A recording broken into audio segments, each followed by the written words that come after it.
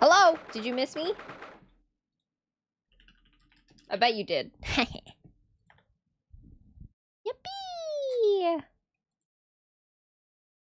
Let me tweet about this.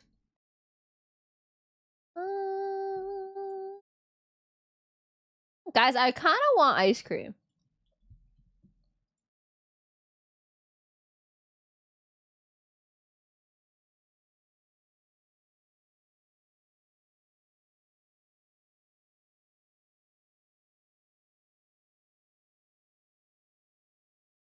I almost spelled my name wrong. Okay. What's the worst ice cream flavor you've tried? I'm actually not really the experimental type in ice cream. So I always usually just get like vanilla. She left? Does she hate us? Ugh, I'm out. What do you mean? Welcome back. Thank you. She's back. I'm back. I'm back. Did you miss me? I hope you missed me. What's the worst ice cream flavor you guys have tried?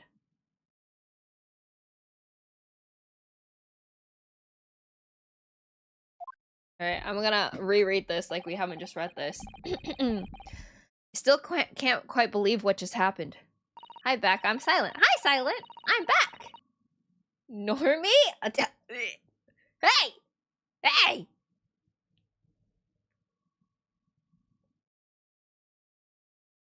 Well, the worst, not in taste, but in cost of making, what I've had was tiramisu. You made your own tiramisu, like ice cream? Coffee, but I hate coffee in general. Why'd you have coffee ice cream then? How could someone hate coffee? Sometimes coffee's bitter. Nah, yes? Oh my gosh, wait, what was the process like? I know. I inquired with the bailiff after the court session was adjourned, and it seems Mr. Vigil was taken to the hospital to recover. Right. I thought it was choco ice cream. Oh, I see. I guess it kind of looks similar, huh?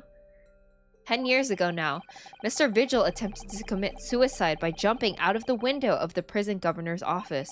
But ever since then, he's completely blocked the memory of those events from his mind. Cost me 20 bucks and it took over 15 hours to make, but it wasn't good? Do you like tiramisu generally? Nobody knew his secret, not his family, not even the man himself. But I forced it out into the open. Was it wrong of me to do that? Did I overstep the mark, I wonder? Oh, shoot. Bruno! Who's saying this? I don't know what voice to use. Oh, it was Susie. Oh, Iris. Or not Susie, Iris. You were miles away. Anyway, I brewed a fresh pot of soothing tea for you. Oh, thank you. What's the ladyfingers? You and Susie have had an exhausting day so far, haven't you? Oh! Thank you, Iris. How thoughtful of you. Do you happen to know where Mr. Sholmes is? When we came out of the courtroom back into the defendant's antechamber, he disappeared. Oh, no, I don't know. He just suddenly sprang to his feet and left. All he said was, "I must leave." Damn, he got me like that? I wonder if he's pursuing the mystery of Inspector Gregson's death. Well, you know what Hurley's always saying, don't you? There are mysteries in this world that should perhaps never be solved. For the construct of a solution comes only at the expense of the destruction of something else. What does that mean? He knows very well that when you open someone else's old wounds, you often open your own too. He just can't take his own advice and leave well alone. Solving mysteries is too important to him. When does he ever say that? I know, right? He just rips open my wounds all the time. That's so true, bestie. But that's what I like about Hurley after all. I suppose that's the lot of a great detective in some ways. So then, let's have tea, and I'll give you a hand. Oh, do you have time, Iris? Yes, I've finished this month's manuscript at last, with barely a day to spare before the deadline. Oh, I'm so looking forward to it. A brand new story to read in the adventures of Sherlock Holmes. You know, I always hide Hurley's violin in the days before I have a deadline. You do? Poor Mr. Sholmes. I'm sure that's very wise, Iris. How sensible of you. Now then, my dear fellows, let's make a plan of action before we continue our investigation. Oh, I love her! She's so cute. This morning's trial. So, how did it go in court this morning? Well, we still don't know the truth about what really happened, but one thing's increasingly clear. Lord Van Zieks definitely didn't do it. Oh, goody! Yes, that's right. We managed to uncover several new facts as well. Oh, really? And there was another development too. Kazuma. Yes, it's quite clear now that Kazuma-sama is not himself. The way he's acting, it's almost as if he's possessed. I know. I mean, at the end of the proceedings earlier, he was like a bloodhound in the way he was chasing down Mr. Vigil's forgotten past. He's not normally so mercilessly persistent. Wow, Did I do my vocal warm-ups today? Got the DLC costume and it turned him evil? He's in all white now too, which is ironic. What's going on in his head, I wonder? I really need to sit down with Kazuma and try to understand what he's going through. My favorite VTuber... VTubers? You know other VTubers? You have multiple favorites? I'm just kidding. Hi, Pun! Welcome back. How are you? I hope you're doing well. Welcome into my voice acting stream, basically. If Gregson was really murdered the day before his body was discovered, but then Lord Van Zieks had to be innocent, you see? I do, but you're my favorite? Oh, thank you! You are probably the VTuber that is the most obsessed with Dongheng. I don't know if that's true, honestly. I'm pretty sure there might be another VTuber who's more obsessed with him than me. What? The day before? Well, that should be easy enough to work out just by examining the corpse, surely? Yes, you would expect so, but curiously, no time of death was included in the autopsy report. That is curious. There are still unanswered questions about Lord Van Zieks, though, aren't there? Do you mean... I mean, what was he doing there on Fresno Street that day in the first place? Well, according to the man's testimony, he said he was investigating Inspector Gregson, didn't he? And it turns out that little room was actually the inspector's secret office. Oh, that sounds like it has all the makings of a wonderfully devilish plot. But then, why was that notice board in there covered in all of those particular papers? Papers about cases with a link to the Reaper. I'm starting to get a bad feeling about all this. Oh dear, that sounds more like something horribly devilish. We must start by looking into Inspector Gregson's movements of late. Interesting. I never imagined I might have to be investigating Inspector's movements. Well, according to the entry in his diary, he was carrying out an incognitive investigation of the Red-Headed League the day before his death. Oh, you mean he was doing the same as Hurley? Well, Mr. Sholmes was trying to apply, whereas the inspector was supposed to be investigating. I do wish it had been the other way around. Anyway, as it turns out, the inspector who went to investigate the Red-Headed League that day wasn't actually Gregson at all. It was Mr. Vigil, in possession of Gregson's identification. You know what that sounds like to me? Establishing an alibi. Oh my! Yes, you're absolutely right, Iris. But why would Gregson need an alibi? It would appear that the inspector had something to do that he wished to keep a secret. I don't believe it. I always thought he was just a harmless lover of fish and chips. But perhaps they were seasoned with something a little more potent than salt and vinegar. What? I think perhaps we should try to move away from food and analogies. Anyway, if Lord Van Zieks felt the need to investigate Gregson, Yes, I agree. We must try to find out what he knows. Did I skip a line? I think I skipped a line. Oh wait, no, that was just ... Mr. Vigil's condition. Vigil, you say? Isn't that the name of the lady who came to visit Hurley yesterday? That's right. To ask Mr. Sholmes if he would help her to find her missing husband. I miss him. I miss him too. Only Mr. Sholmes completely passed the buck to us. Actually, didn't you say that Mr. Vigil had been taken to the hospital? Do you know which one? Probably the same one everyone goes to. Ah, it's Saint Sinners. W voice acting? Thank you.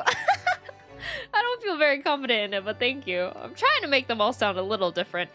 I'm starting to wonder if all the other hospitals in London have closed down. Okay, yeah, exactly. We all go to the same hospital. But that's amazing, Runa. You found the lady's husband already. Well, I suppose I have, by accident.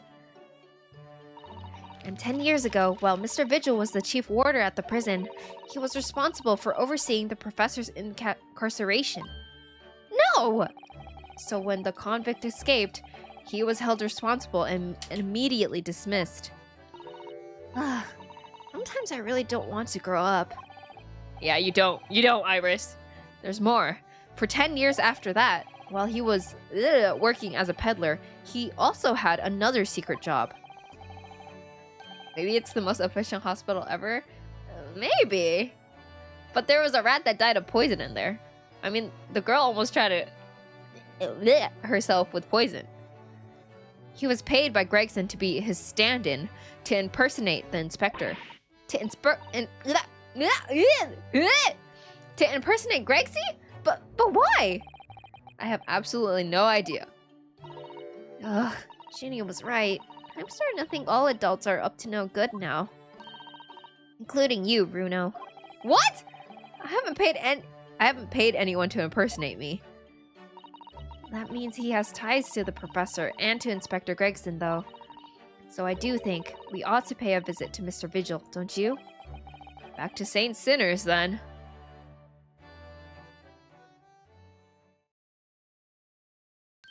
Well, I think it's clear what we need to do, isn't it? Let us investigate, my dear fellows. Oh, Iris! You're even more enthusiastic than usual today. If anyone has anything to hide, my special Wilson shooting iron will soon set them straight. That? Water pistol? It's stuffed full of a piping hot extra special blend of mine. And I'm quite sure it will be very effective. I'd better be careful not to hide anything. Well, it feels a little strange that Mr. Sholmes is nowhere to be seen, but still. Let's go and see what we can find out. Yes! Calling it a water pistol at this point is folly. What is it, a hot water gun? Where should we go?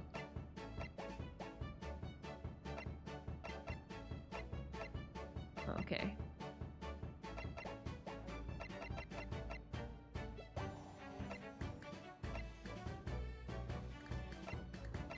Okay. So I guess I have to go to the Lord Chief Justice's. With Iris, we never know. It might actually be an actual gun someday. Probably. Any Sherlock Holmes thinks it could come true. Kazuma! Love of my life. No arguments, Professor Osogi. Prosecutor Osogi. You will continue with the trial exactly as I instructed. Is that clear? What? Perfectly. Me? It's Kazuma-sama! Clover 169 wave. Ah! Huh? Why did I say my name? Waffle, thank you so much for the resub. Thank you for 9 months. You're crazy with it. Wait, we have a Twitch baby. What should we name our Twitch baby? But thank you. I appreciate it. Arigato. A water gun with boiling water would actually be terrifying. Yeah, wasn't that literally used in wars back then? Thank you, Clover, for the resub. Thank you. Clover 2? What? Dude, I'm not gonna lie. I think the kid might get bullied with that name. Why would you name your kid Clover? That's actually insane. But welcome back. Thank you so much. I hope you enjoy your badge or your emotes for the rest of the month. I'd defend them. You'd fight the school bullies for them. For Clover 2. Not even Clover Jr. Just Clover 2. Defying Lord Strongheart by the sound of it. He never did know when to back down. Oh, welcome in! We're currently playing the Great Ace Attorney. We switched over because I finished my 2 puzzle games too quickly. If the new kid transfers in named Clover 2, I'm for sure bullying them. Sorry, not sorry. You know what? If someone named Harrison, I would also bully them too.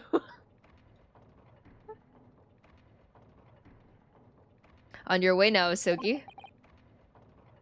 Clover the sequel? That's actually crazy. I'm going to retire and... You said you would bully Clover 2 first! My lord.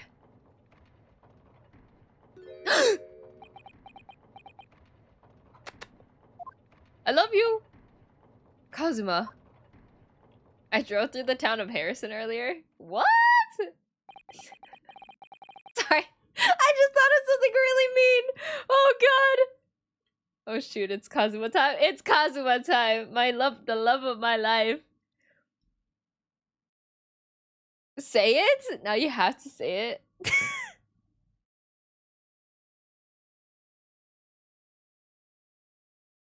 I can't. It's...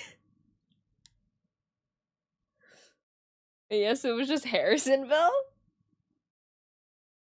Have you guys seen that street of like... I went to Benchless Street and everybody knew you?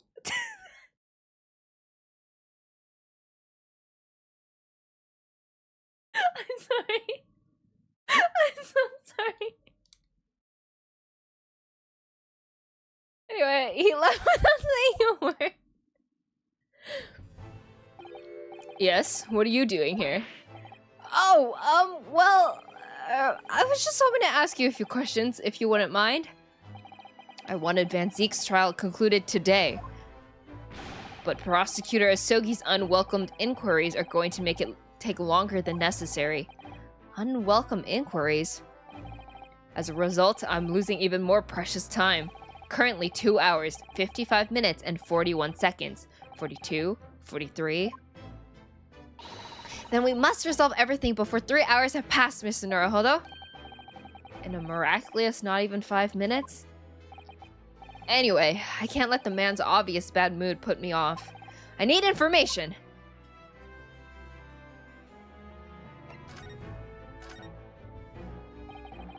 Does Prosecutor Asogi believe that Lord Van Zeeks is the Reaper? I wouldn't know. It was 10 years ago, in that fateful closed trial, that Lord Van Zeeks made a name for himself among the judiciary. But the next trial he fought, he lost. It meant the ringleader of a criminal organization was acquitted, thanks to all the jurors being under duress. But that's awful! The man's freedom was short-lived. He lasted just 3 days. Yes, let me see. He died in a rock slide at his place of work, I believe. Correct? That was the inauguration of the Reaper of the Bailey. And people believed Lord Van Zeeks was responsible? He was brought to trial himself, but it was shown to have been an accident. So he must have had a solid alibi then. Nevertheless, the mysterious deaths continued. In total, 16 persons perished in unusual circumstances, ostensibly at the hands of the Reaper. That's a long run of coincidences. Well, the Reaper's true identity may well be revealed by this trial. Fairly low number for how old Van Zeeks is. That's still 16 murders, or, quote, murders. That's still a lot of people. And the impact that revelation would have on the British public cannot be understated. We gotta get a deeper voice for Strongheart? I can't! I mean, I can. I'm just holding it back, or else I'm gonna scare you all off with my alpha powers. Is that why it's a closed trial? Alright.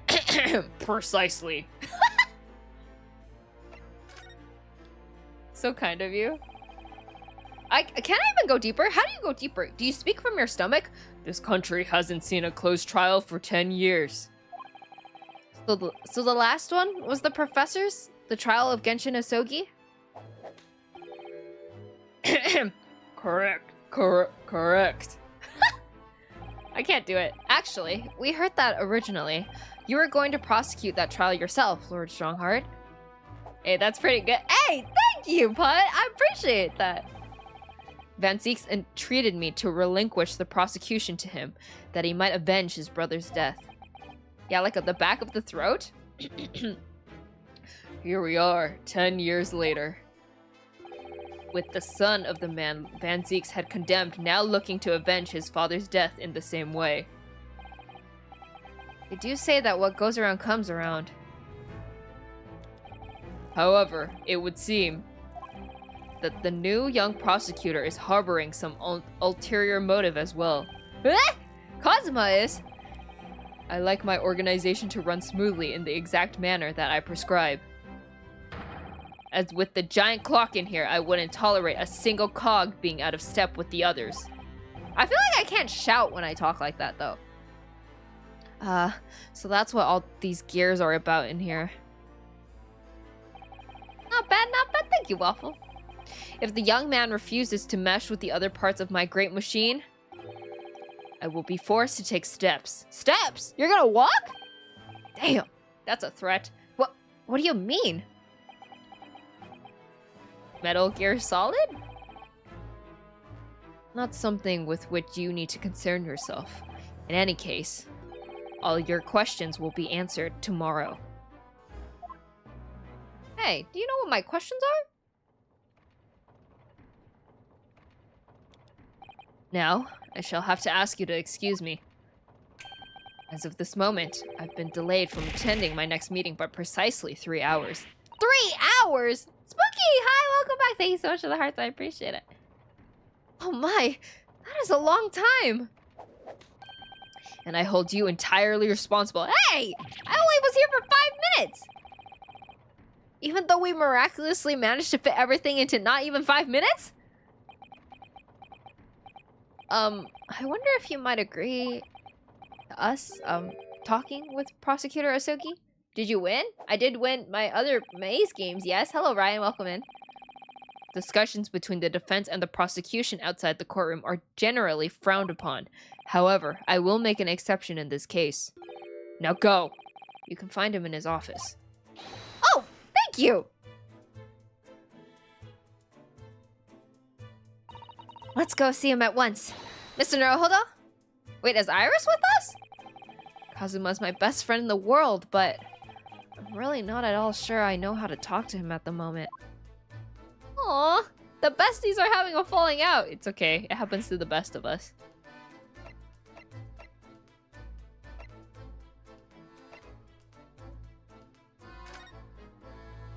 Best gameplay? Thank you for the hydrate, Spooky.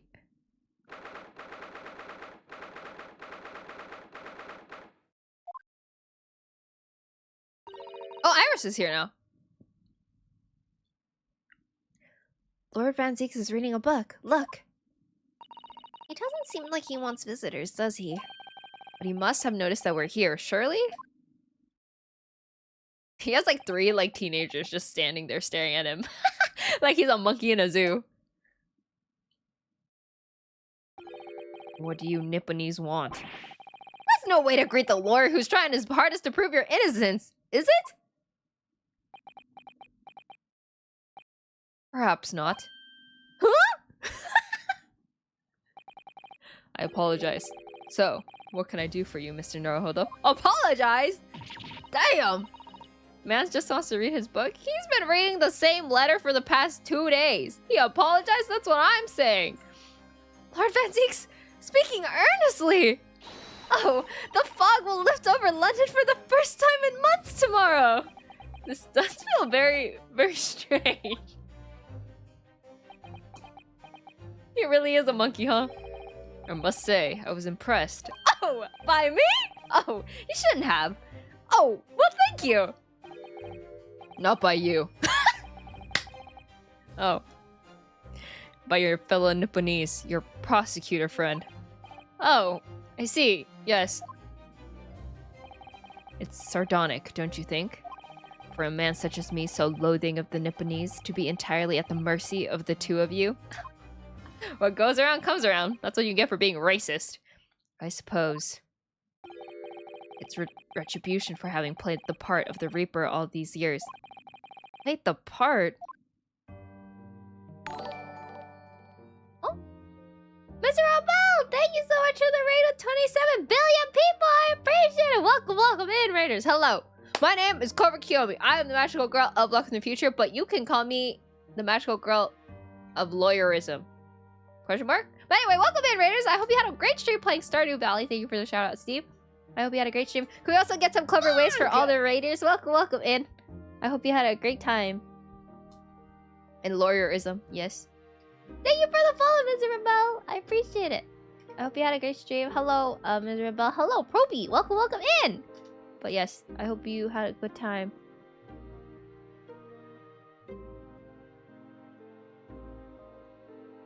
Hello, Enter Mask. Welcome, welcome in.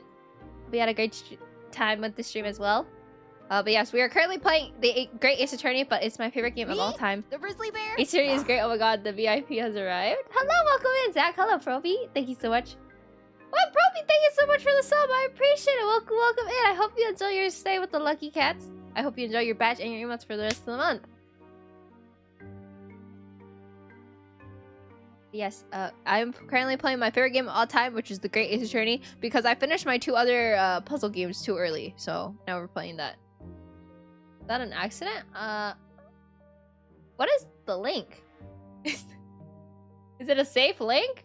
But yes, I hope you had a great stream. But yes, I also know that you get very tired after a stream, so if you have to go off and take care of yourself, I totally understand. But if you'd like to hang out, chill out with me, while I try my best to do voice acting, I'd really appreciate it.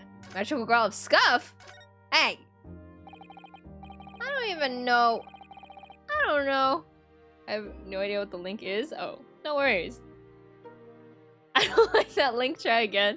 Thank you, Harrison. Yes, please refrain from sending links before asking me if you can send it. Most of the time I'm cool with it, but just if you let me know what the link is first. But yes! Wait! Have you played the Ace Attorney games before? Oh my gosh. I assume it was a misclick from the raid, like someone was doing homework. Yeah, I know, right? Like, that's why I was like, I'm sure it's okay, but... I don't know, I haven't seen MSN in a long time. I think he accidentally posted that. That's okay. He was only timed out for a second. You once told me that you gladly allowed people to believe you were the Reaper because it helped to reduce the amount of serious crime that took place in London. Funk it permaban? Whoa, whoa, whoa. Just kidding, I need to put down my power. Sorry, everyone. Man, this is really the guy that unmodded himself just 3 hours ago, huh? If I keep quiet and playing the part benefits the cause, a cause I myself am committed to pursuing, then why would I choose to say anything?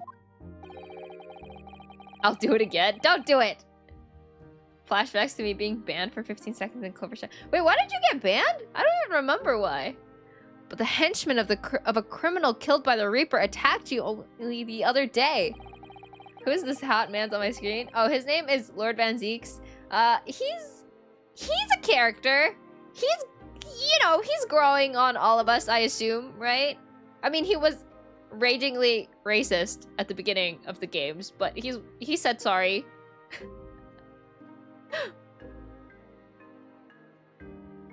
To be honest, I screen recorded the clip because I thought it was hilarious. It was a misclick, a bit of a criminal. And that was just the most recent of many attempts on your life, wasn't it?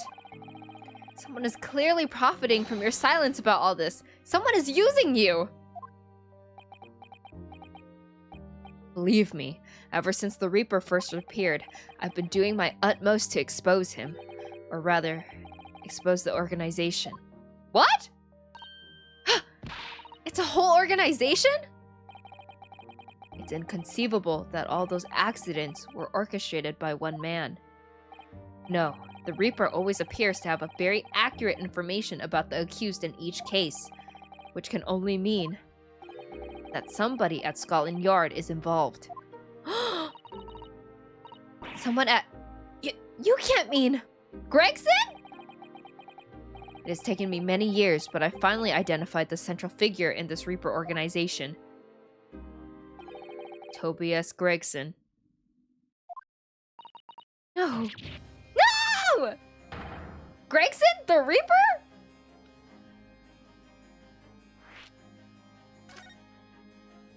So, the reason you were investigating Inspector Gregson is because... Also, your VTuber model is so pretty. Thank you!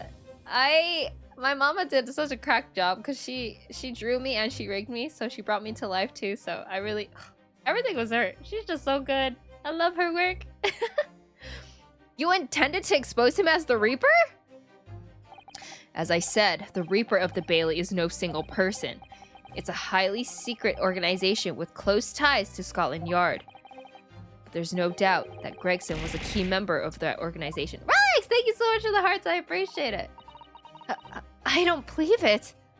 Are you saying that that he was behind all those awful criminals meeting their... Gregson didn't do the dirty work himself. Get loved on, nerd? What? Hey! If I could pelt you guys with hearts all the time too, I'd do it. He was the tactician. His job was to conveniently investigate the marks and plot their assassinations. In order to do that without arousing suspicion, he regularly needed a firm alibi. Which is where Mr. Vigil came in, posing as the inspector. Oh yeah? Well then. How's the Great Ace Attorney going? We just started, but I honestly forgot so many plot points about this game, so I'm just as shocked as everyone else. Would you though? I would, Paper. I would. Vigil knows nothing of the Reaper. Narco, thank you so much for the hearts. I appreciate it. But the room he rents on Fresno Street was almost certainly the headquarters of the operation. Gregson would have met the assassin there for briefings. So we don't actually know who carries out the killings then? Actually, I do have a name. I forgot the hearts are on cooldown. Yeah, you guys can't pelt me. So technically, it's just me. I put a cooldown so you guys don't just spam me with it. You what? Well, if you can name the man, you have the true identity of the Reaper already then. Funk! Oh, thank you for the stretch, Relics. I appreciate it. Or, if I can name the woman. Oh god, the ASMR for a minute? Oh god. And I did pee today, Relics. Did you pee today? Or, if I can name the woman. Oh. She's a young woman by the name of Asa Shin. Wait. What? Shin?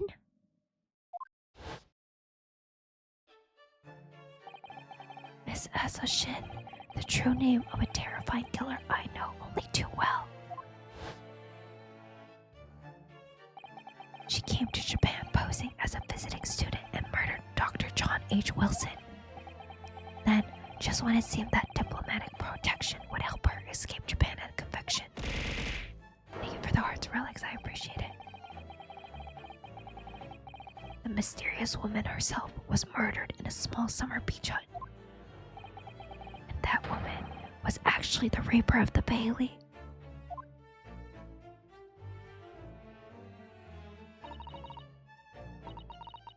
Mr. Naruhodo, this perhaps isn't the place to discuss. No, of course not. We can't mention it here. The fact that she killed Dr. John H. Wilson. Because Iris doesn't know, and it's very likely that the man was her father. I'm gonna lurk now because I got some stuff to do. Thank you so much for the lurk and the raid. Thank you for sharing your community with me. I appreciate it. Asas Shin. I should let father know at once. Yes, I agree. Fuck! Black Dragon, thank you so much for the follow. I appreciate it. Welcome into the Lucky Cats. I hope you enjoy your stay here. Still doesn't know her father is dead. Yeah, he's just on a business trip. Kazuma, isn't it? Kazuma Osogi? You say he's a friend of yours. My best friend. He's the whole reason I got to come to Britain. It was all on his merits. I have nothing but respect for him. Yes, I understand that only the very best students are selected for such opportunities, and I had a fine demonstration on how sharp he is in the proceedings earlier today. He missed nothing. In fact, his flawless performance very much reminded me of his father. Genshin Asogi, the professor. It's true that the aristocracy at the time was the root of the numerous grave societal problems. They were abusing their power, playing with the common man as pawns in politics, in economics, in war. In many ways, Asogi was carving out a canker from the society that we British couldn't deal with ourselves. I see. But that's precisely why it makes no sense. Clint Van Zieks was a noble and upstanding man. He wasn't corrupt. Why did that damn Nipponese have to go and take my brother's life? In spite of having once saved mine. He saved your life? How did that happen? What? It was 10 years ago on a... Why is everything 10 years ago? On a foggy night.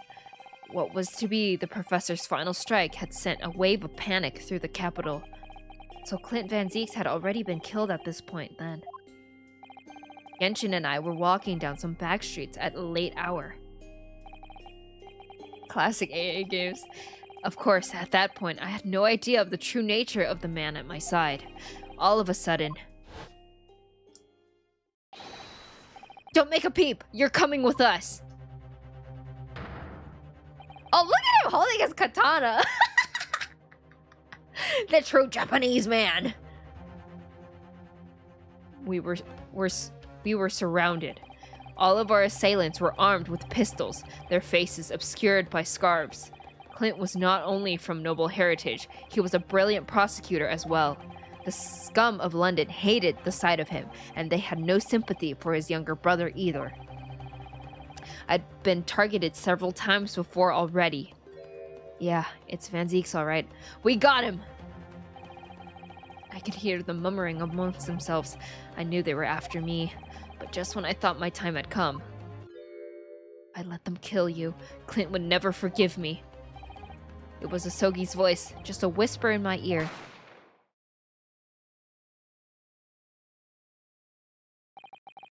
After that, I don't remember exactly what happened. The next thing I knew, there was a silence all around. Genshin lay on the cobbled street. Blood was seeping from his left hand. He'd shielded me.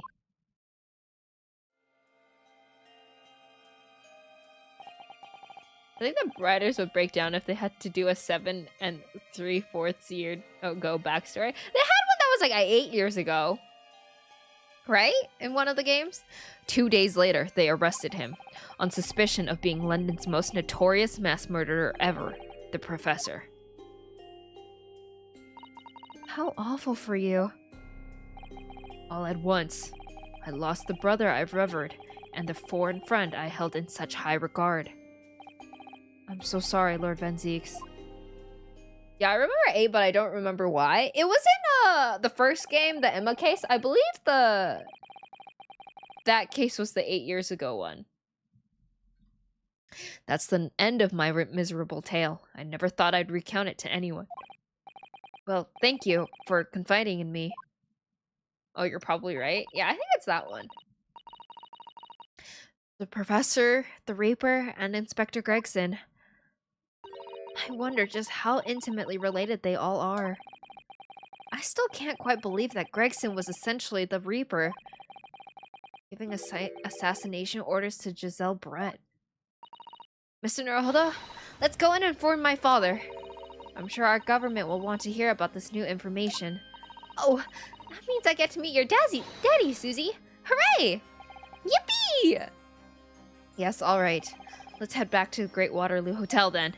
Wait, what? Won't she know that, you know, he's, like, her dad is, you know?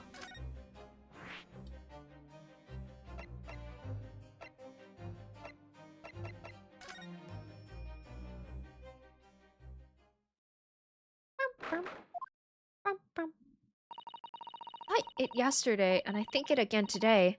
This place is so princely. It's a wild guess, but I have a feeling you'll think the same tomorrow, too. My tea has a finer fragrance than whatever they're serving in the tea room here, though, wouldn't you say? Look who we have here! This is an unexpected pleasure.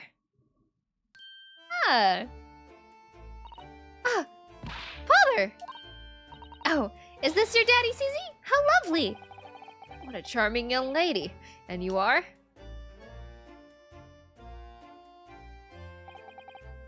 Really? So you're the author of The Adventures of Herlock Sholmes, are you? That's me, Iris Wilson, at your service, sir. Susie's been such a wonderful friend to me over the last year, you know? Well, Miss Wilson, I must say I read your work regularly with much interest. Iris actually lives with Mr. Sholmes, you know, Father. Wait, he doesn't know that? Is that so? Well, perhaps that goes some way to explaining that bright look in your eyes. You just sent your daughter off and you don't know where she lives? Hee hee.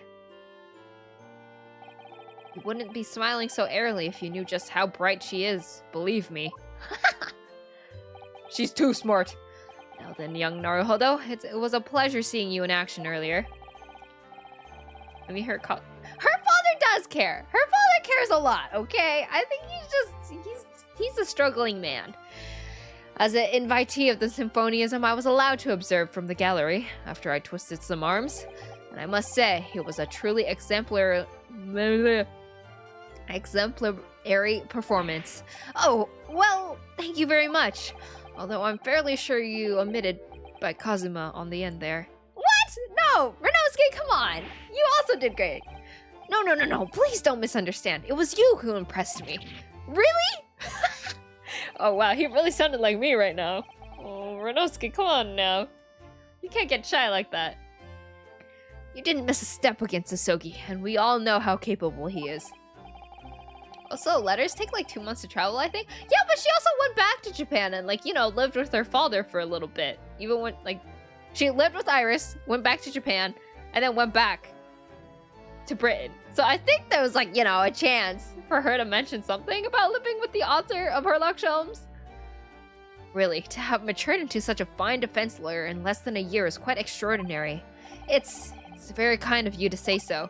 Oh yeah, my bad, my memory is bad. Oh, no worries. I was just like, it's so weird. It's more on them for not doing that.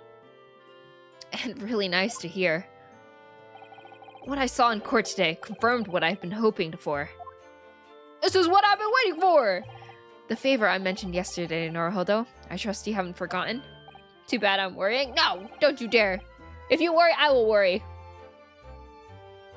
Oh no, you did mention something, didn't you? But first, we have something to report, Father. Hey, Susanoo, stop interrupting! I need to know what this is! Of course. Shall we take tea while we discuss matters further? She's messed this up twice! I wonder where Judge Jikoku has got to. Yeah, where's your buddy?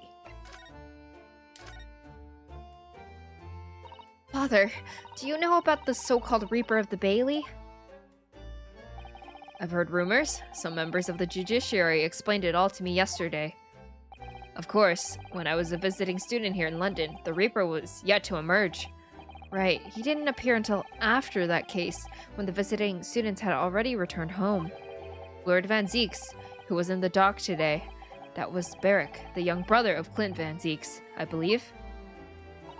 That's right, and he's known throughout London as the Reaper, as you've heard. But the truth is, it wasn't him behind all those mysterious deaths. It was somebody else. I see. So what you're saying is there's been a professional killer at work here? Exactly. Someone by the name of Assassin, in fact. Is her name supposed to spell assassin? Really? I beg your pardon? Did you say Assassin? You mean that Giselle Brett woman who was responsible for killing my great friend? Yep, yes. Oh my god. Oh no! A friend of yours was killed? Professor Mikotoba, I think perhaps we shouldn't discuss this right now. Because that friend the professor is talking about is Dr. John H. Wilson. Wow, I only realized the name is actually called Assassin. Yeah, Assassin. Assassin.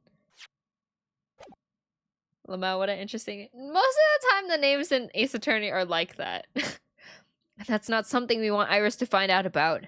Not like this, anyway. Oh, man, we're gonna talk about his death? Come on. Way to avoid it. I've just remembered something. Biscuits. This hotel has the most delicious looking biscuits. That was rather out of the blue. She's doing this deliberately. I think I'll go and see if I can purchase some. I wonder, would you like to come too, Iris? Yippee! Oh yes! You just try to leave me behind. Yippee! Biscuits! So that young girl. Odious man. Odious man. Oh, is that what? Odious man. Oh, I actually had no. I knew it was supposed to stand for some. Stand for something. But I couldn't figure it out. Romain Letos from AA Force.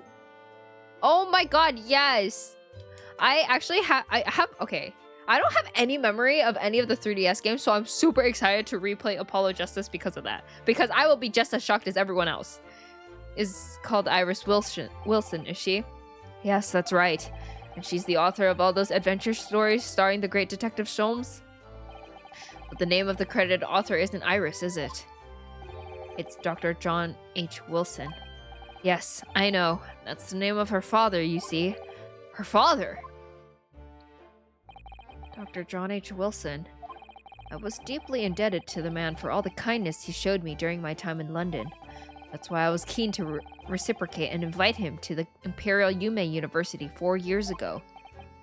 Oh, her dad's been traveling for 4 years?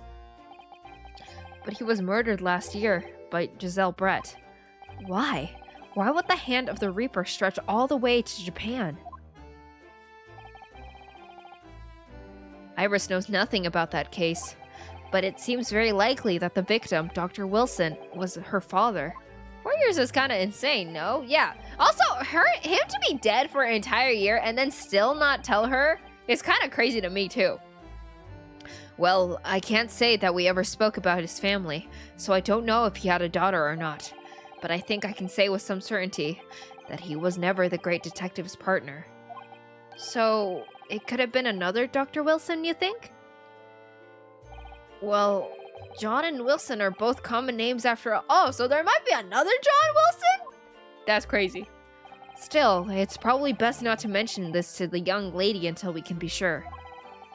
That's what we thought, yes. We're back with cinnamon biscuits. Oh, they smell delicious, Iris. I think cinnamon will go very well with the tea they serve here. Don't you, Susie? Yes, I'm sure you're right, Iris.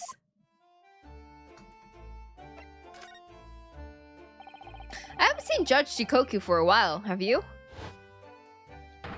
Guilty! Ha ha ha! I can't do a deep laugh. Ho ho ho! Ho ho ho! Ho ho! Sorry. But that guilty is still ringing in my ears. No, now that you mention it, I haven't seen him since this morning either. I suppose since the Symphonium's opening was postponed, he'll have gone to explore at the Great Exhibition. What do you mean it's pretty good? Oh, thank you! That reminds me of something you mentioned yesterday. About Judge Chikoku having once been in the dock himself? Yes, it was all tied up with that accursed trial. The closed trial of Kazuma's father. Chishiro was trying to mitigate Genshin's guilt, so he took to the stand to testify, but he got a little carried away and, actually managed to break the witness stand. Oh my! He also said that some contemptuous words about the British Empire, for which he was charged. Oh dear, although it's worryingly easy to imagine him doing that. Well, it was all right in the end. He was acquitted, and we returned home to Japan together. Thank goodness. Yes. Talking of Shishiro, I have a copy of the photograph we all took together here yesterday. Please. I love this photo! It's so cute! Oh, what a lovely picture. It certainly seems to shout, "We've arrived in Britain!"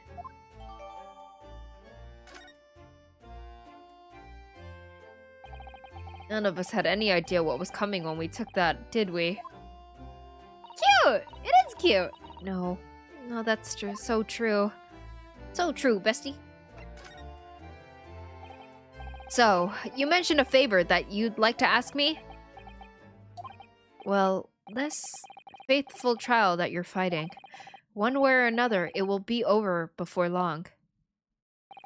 And when it is, I'd like you to accompany me back to Japan. Huh? You want me to do... What? Father, what's the meaning of this? Now, Susato, you should understand. You've seen how our courts work firsthand. Japan's judicial system is in its infancy, especially when it comes to defense. Oh, you mean the Supreme Court of Judicature is in desperate need of a good defense lawyer as soon as possible, really quite urgently, in fact. But I've not even been in London a year yet. I've read all of Susato's reports. I'm well aware of your extraordinary talents. Lotto, thank you so much for the hydrate.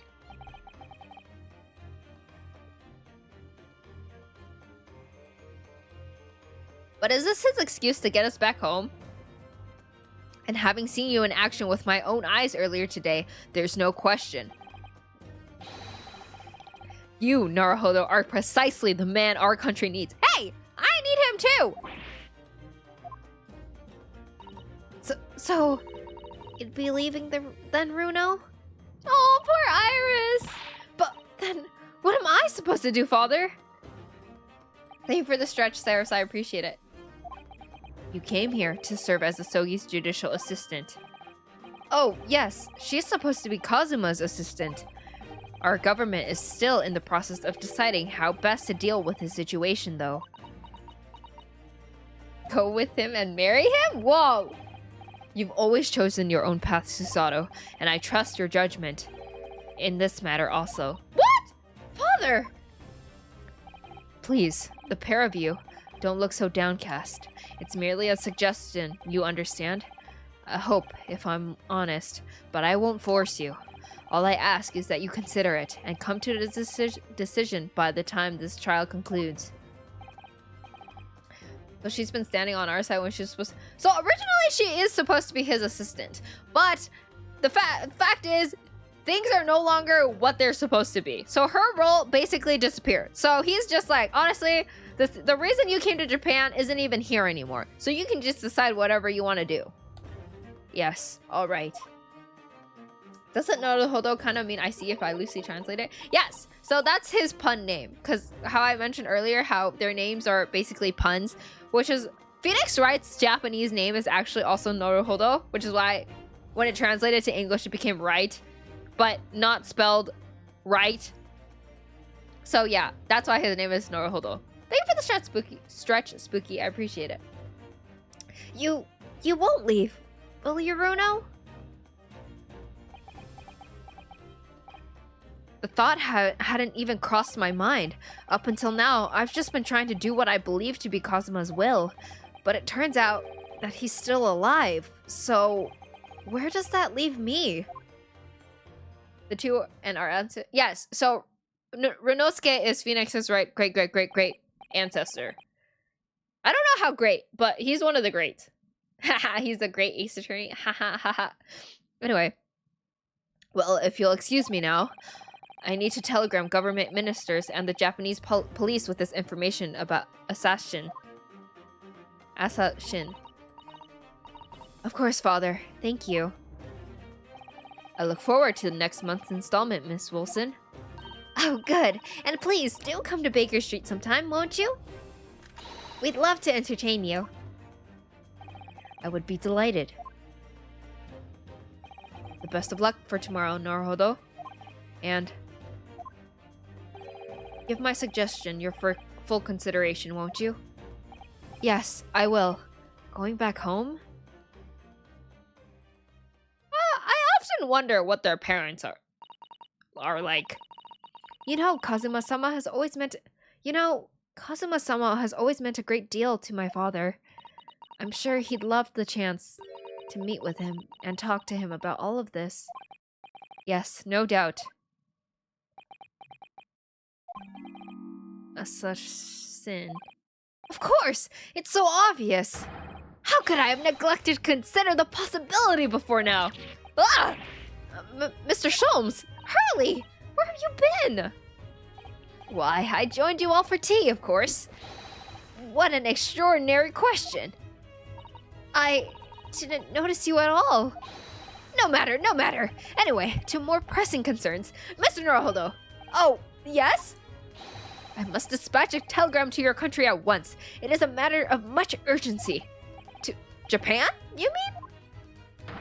Tell me to whom I can entrust the task. Quickly, now. Who? Well... My father has just now left to send a telegram to the Imperial Police Bureau of Japan himself. I see. Well, he looked reliable enough for a bearded fellow. I don't think what father's sports could be considered a beard, Mr. Sholmes. Not gonna lie, I spent some moments looking up some puns of the Great Ace Attorney, and it pains me to not get the names before when I first saw them. There's quite a few in this game. Oh! Sorry, I dropped my pen. There's not a moment to lose. Kindly ask your trusty unshaven father to see this scent. I will, but what is it? No questions at this time, if you please, Miss Susato. Wait, did he give it to me yet? I want to read it. All we can do is pray that for once, my deduction is awry. Doesn't that imply that your deductions are normally correct, Mr. Sholmes? Which isn't exactly... Now then! You may be surprised to learn that I am a very busy man. I certainly have no time to hide behind settees and eavesdrop on other people's conversations. So that's what joining us for tea meant. I leave the sending of this in your hands then, my dear fellows. Wow, he's gone just like that. Lickety split. Wait a minute, Mr. Sholmes! He just sort of ran off, didn't he? At quite a pace. And left the unpaid bill for his tea behind, too.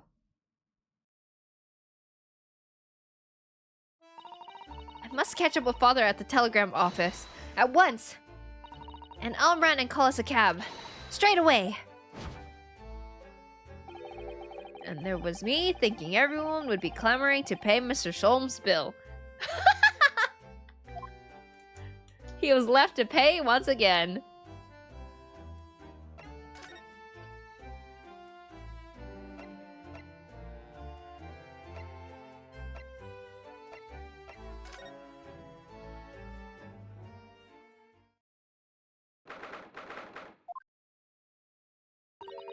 This is the ward where Mr. Vigil was brought, apparently. To be frank, I'm a little worried about seeing him again. Ah, the lawyer. Hello again. Are you feeling better now, Mr. Vigil? Yes, thank you. Somewhat better. I'm so sorry to have caused you to... I mean, it was because of me. If I hadn't exposed your secret and forced you to remember things, you'd obviously try to forget. The prosecutor was here until a few moments ago, too. You just missed him. Oh! Kazuma beat us to it. He said much the same as you. He was very apologetic. The truth is, I brought this all upon myself. Please, don't think like that. Keeping it from Evie, my wife, all these years, I've carried such a sense of guilt. But that's not the worst of it. Over time, I obviously came to deceive myself as well. You mean about your dismissal? Looking back now, I'm beginning to think that perhaps Inspector Gregson didn't stumble across me by accident at all. Duncan Ross, the fiancé of the little lady painter, is pronounced Duncan, which is a word synonymous to bobbing, ergo a Bob Ross pun. Oh, Bob Ross? Really? That's crazy. Bob and Ross? I mean, he compensated me so generously for acting as his stand-in. He was clearly concerned for my well-being, and doing what he could to help. So perhaps Gregson knew exactly what had become of Mr. Vigil all along then. That is a giant stretch. I'm sure this is just desserts for 10 years of lies and deception, but... It wasn't me that helped the professor escape 10 years ago! It wasn't me! I swear it! I swear it's true! Oh, Mr. Virgil. I'm sure you'd rather not dredge up even more from your past at this time, but... if possible, could you tell us exactly what really happened? I want to. I need to get this all off my chest. I just want someone to tell me what I should have done. Huh? Inspector Gregson was obviously engaged in a special operation of some sort. He was investigating something that even Scotland Yard couldn't know about. Details of the Reaper's marks, yes. It was when he had to carry out those investigations that I would take his identification and impersonate him. You'd pretend to be the inspector and carry out investigations on his behalf? Oh no, never! A common street peddler couldn't possibly carry out a proper police investigation. All I would do is go to the specified location and make a little hoo-ha!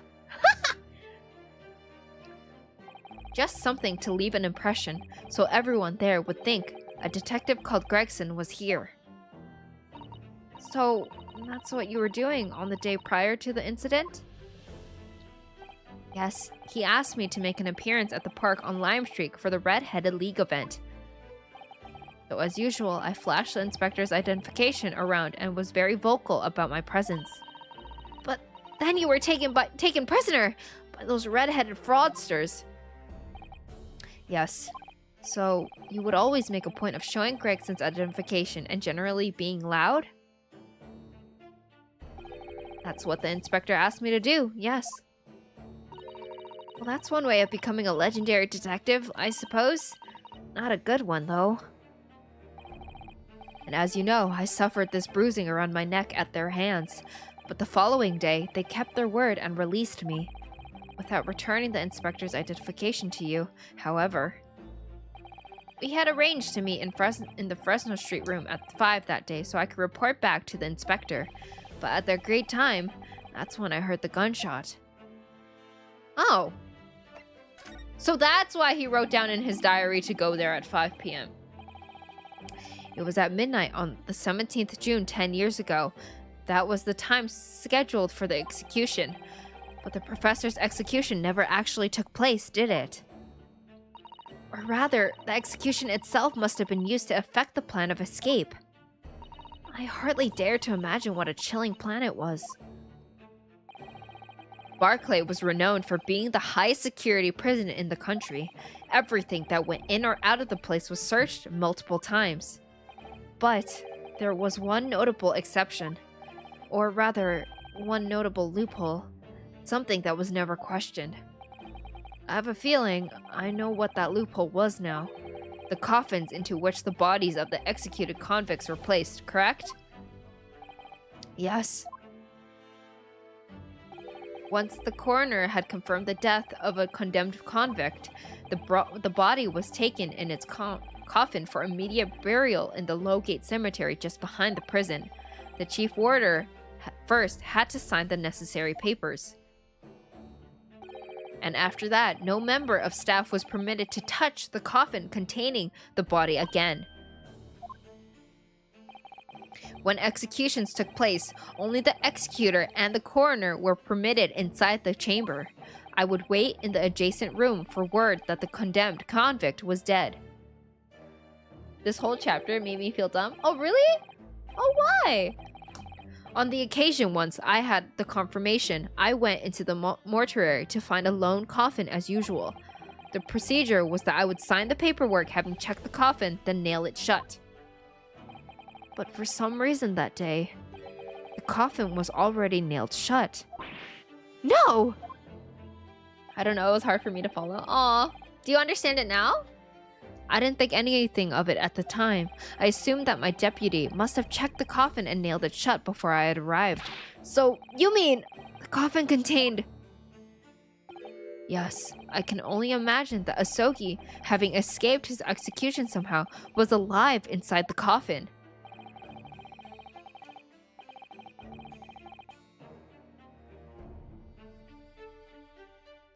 Oh, you're understanding now, though? Yeah. I guess the first time it's kind of hard. Oh, wait, you don't understand it right now. I should just replay it, shrug? Well, if you have any questions, I can explain. The coffin was then taken through the main gates and deposited in Low Gate Cemetery. Presumably, there wouldn't have been enough air inside to breathe for long. So in the early hours following the burial, somebody dug up the coffin again to set Genshin free. But in the end, he died. He was fatally shot in the graveyard anyway. What on earth really happened in Low Gate Cemetery that night, I wonder? I'm afraid I really don't know. All I can say with certainty are two things. Asogi couldn't possibly have escaped that way without help from somebody working in the prison. And that somebody was not me. Interesting. Obviously, you knew the man then? The professor, I mean? Genshin Asogi? Yes, I remember him very well, in fact. Would you mind telling us what you know? Well, having been condemned to death as he was, any contact I had with the man was short, obviously. After the trial, which was carried out behind closed doors, attended only by elite members of the judiciary. They called for his execution to be carried out at the earliest possible opportunity. What? The outcome of the trial was set from the beginning, wasn't it? It was a time of delicate diplomacy when Britain and Japan were in the process of signing an important treaty. That meant that this potentially destabilizing case had to be dealt with swiftly and discreetly. The man had less than a week in total. As I was the chief warder, I oversaw his short stay in the cells until his final hour. I remember being struck deeply by his noble character and incredible resilience. What do you mean exactly?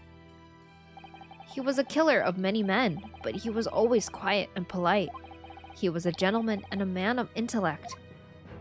In fact, I couldn't bring myself to believe what he'd done, so I asked him one day.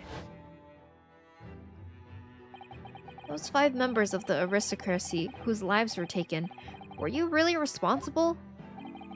I'm guilty of the unforgivable crime of ending another human's life, yes. What? The following day, the closed trial took place, and the verdict was no surprise. Guilty. That night, when he was brought back to his cell, I saw something unusual. Something unusual? What? The last will and testament of Genshin Asogi. What? Why was that unusual? As I said, it was on the night following the trial after he'd been found guilty. I was doing the rounds of the cells when I looked into Asogi's. I noticed that he seemed to have a sheet of paper in his hand. Ah, his last will and testament then. Presumably. As soon as he noticed me, he hurriedly shoved it behind his back. But why did you find that so unusual? Isn't it normal for a man to pen a will when he knows his death is nigh? Yes, that's true, but there were special conditions to Asogi's incarceration, you see. What sort of conditions? Well, even though he was held in a cell designed for condemned inmates, he was allowed to keep his personal effects with him, with one exception. Really? He was allowed his things? That is unusual, certainly.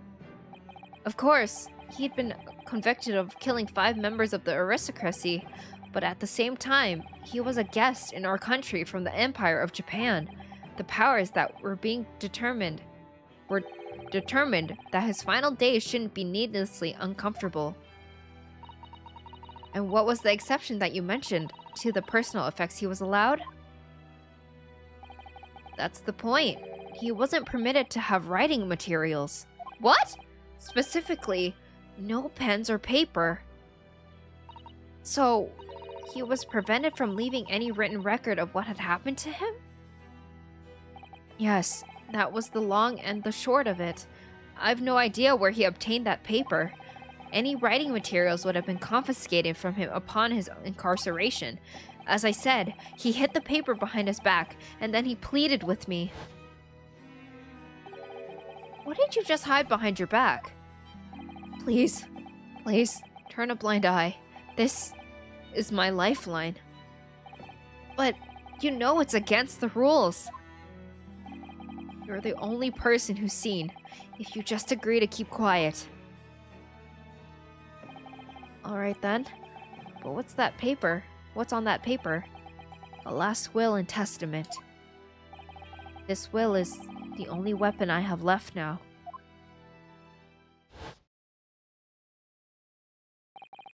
How can a will be a weapon? So I decided to pretend I'd seen nothing, and I let him keep his will. But then later, it just seemed to vanish without trace. What? What do you mean it vanished? Just curious, no category? Wait, there's no game?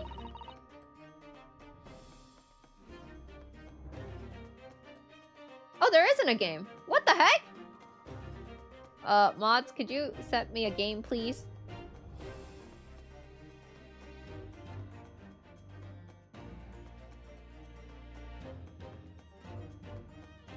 Oh, thank you. I didn't even know you could set no category. Yeah, I didn't. Thank you for catching that, Carl. I appreciate it. Thank you, Harrison.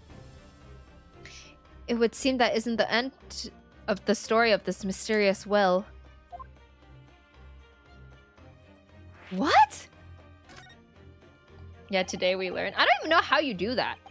I was the only person who saw Asogi's will, but somehow it disappeared. It was after Asogi's execution, which was actually an elaborate jailbreak. The warders gathered up Asogi's possessions that were in his cell. They were all to be sent back to his family home in Japan, you see.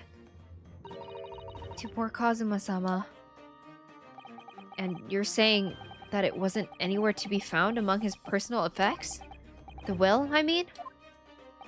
That's right. Though I didn't search through them myself. But Governor Caden was livid. He was screaming. It cannot have disappeared completely. That doesn't quite make sense, though, does it? In what way? Well, we'd understood that only Mr. Vigil was aware of the will's existence. In which case, how did the present governor know how to look for it? Oh yes, you're right! I really don't know how he knew. But it certainly seemed as though he knew of the will's existence from the outset. Only he didn't refer to it as a will. What he said was... the Asogi papers. Asogi papers? I really can't tell you anything from the subsequent events. Because, well, of what happened. Your dismissal, and the way you blocked it all from your memory. I'd forgotten all of this until today. I don't suppose it's relevant to the case, though. Well, anyway, thank you very much for sharing it with us, Mr. Vigil. We're very grateful. What? I don't remember this thing! Oh god, where did this will go? I'm afraid there's really little more I can tell you.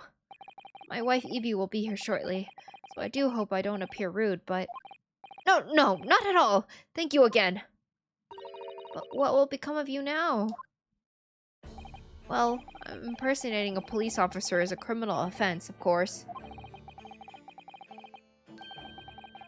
I think I'm tapping out early from the stream, homie. Hopefully you don't mind me for any more mod duties. Good night. Good night, Harrison! Thank you for being here.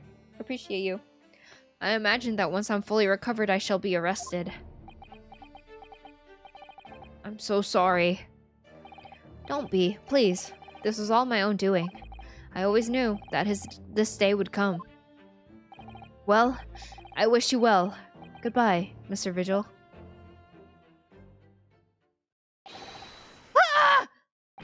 Before you go, there's Just one thing. Oh, yes? What is it? The Sogi papers. I'd be very grateful if you'd make no mention of the things I told you about them. Presumably for some good reason. It's my understanding that their very existence is a closely guarded secret. If it became known that I'd remembered, well, it could be rather troublesome, I think. Well, thank you for the care package, T-Nag. I appreciate it. I understand.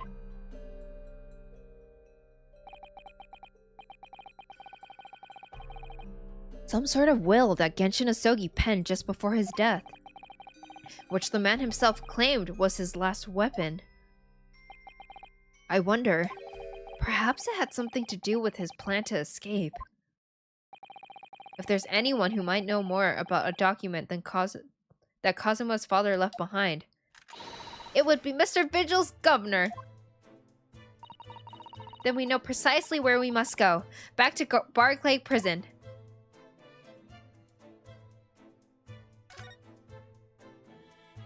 Wait, I thought we just said that we wouldn't tell anyone that he... Are we gonna get him in trouble?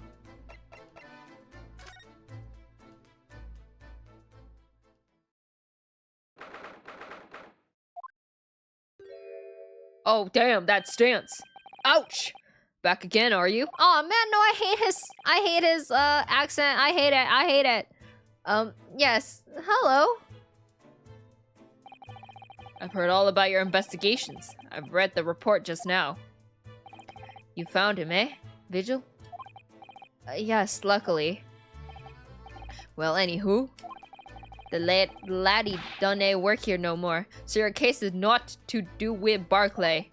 I wouldn't like you to get the wrong idea about that. Well, of course, yes. Wait, what is this accent? Mr. Vigil stopped working here 10 years ago now, so... Yes, we've seen his dismissal notice, haven't we? Oh, wait, what did she say? Hey, Kimmer, you keen very well. So, how about a wee handcuff biscuit? Oh, woo! Oh, they really are like little handcuffs, and as hard as irons, too.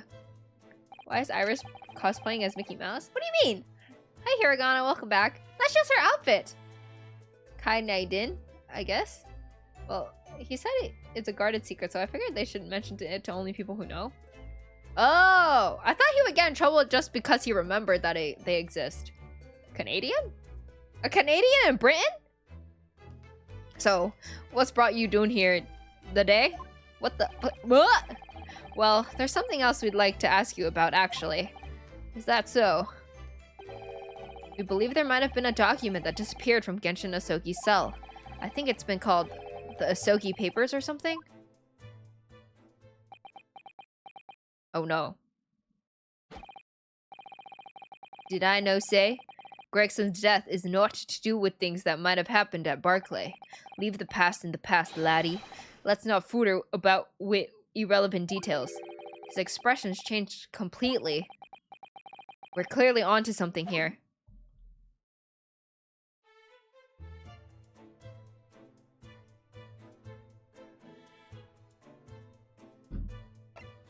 Wait, laddie? Sounds more Irish, actually. Oh, that might be true. What if you give him an Asian accent just because? What Asian accent? There's so many different Asian accents. That murderer's botched execution and the whole miserable escape.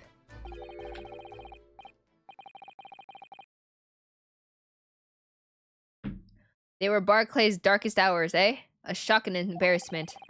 Because the convict had a collaborator on the prison staff, you mean? Aye, for shame. The coroner who confirmed the death of the man after his execution, Courtney Sith, and my chief warder at the time, Vigil, who was in charge of the whole affair. Mr. Vigil says he didn't know anything about it. The rascal wouldn't say otherwise, eh? More handcuffs? Oh, how could I say no? You can never have too much iron in your diet.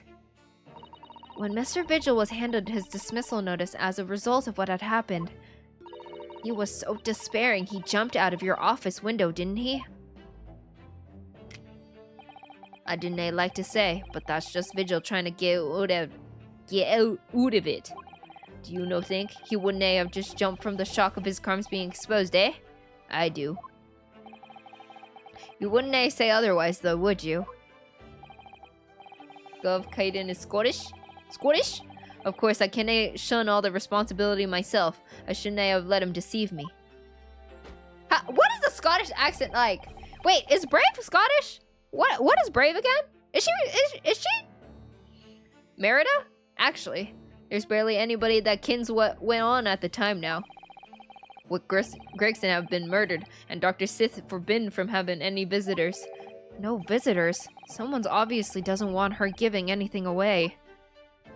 She's Scottish? If you had a chance to change your fate, would you? Pretty good, no? Well, we're not going home empty-handed.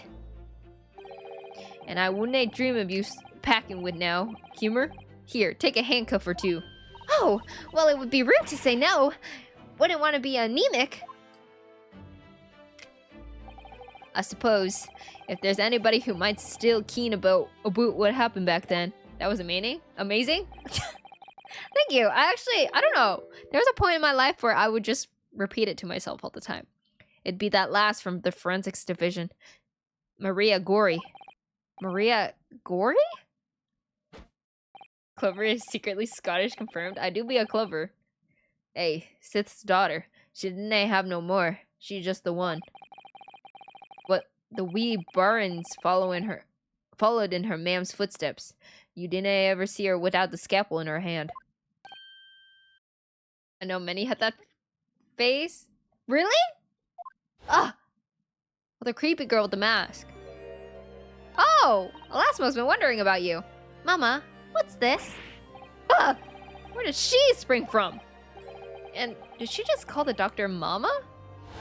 Girly! I thought Clippers were associated with Irish holiday. Oh, I think I'm getting them confused. Dr. Sith's daughter, Maria Gory. We could do with talking to her. So, she is Dr. Sith's daughter, but her surname is Gory? Hey, there's some family history, I'm sure, but I didn't ken the ins and outs of it. She grew up watching her moms working with the bodies of folk who died in strange circumstances. Man, I'm like, is this a Scottish accent? Whatever. And decided to do the same with her own life. I cannot understand it myself. Perhaps she was driven by a deep respect for her mother. Perhaps. Anywho. Perhaps. If you had a chance to change your fate, would you? Anywho, she was in charge of Gregson's autopsy, I believe. Right, and the coroner responsible for this incomplete report. Someone told me once that the wee lassie always loved her mam's stories about cutting up bodies. There's even a rumor that she used to listen to the funeral march as a lullaby. What? Well, then perhaps her mother might have told her about the autopsy from the case 10 years ago. I'd say there's a fine chance at least. After all, that was a life-changing case for all of us. We really need to speak to Miss Gory herself about this, I think. Well, thank you very much. I'm no happy about any part of this. It took years for Londoners to finally forget the whole professor business. Can you no gee up on this, laddie? Stop asking pointless questions. I'm sorry. I don't like dredging up these painful memories for everyone. Can you just stay away, no? Leave me alone and dinna come back here, eh? How'd you come to keen about that, laddie? There's no many folk even here in the prison who've heard about all those papers. Well, I can't tell him Mr. Vigil told me. I'm afraid our sources must remain confidential, sir. I have no idea what that accent is, but coming from Clover, it's funny. I don't know what my accent is, honestly. I'm just trying my best to read this. We've been led to believe the papers are actually a last will and testament. Is that right? The professors, or rather Genshin Asogi's.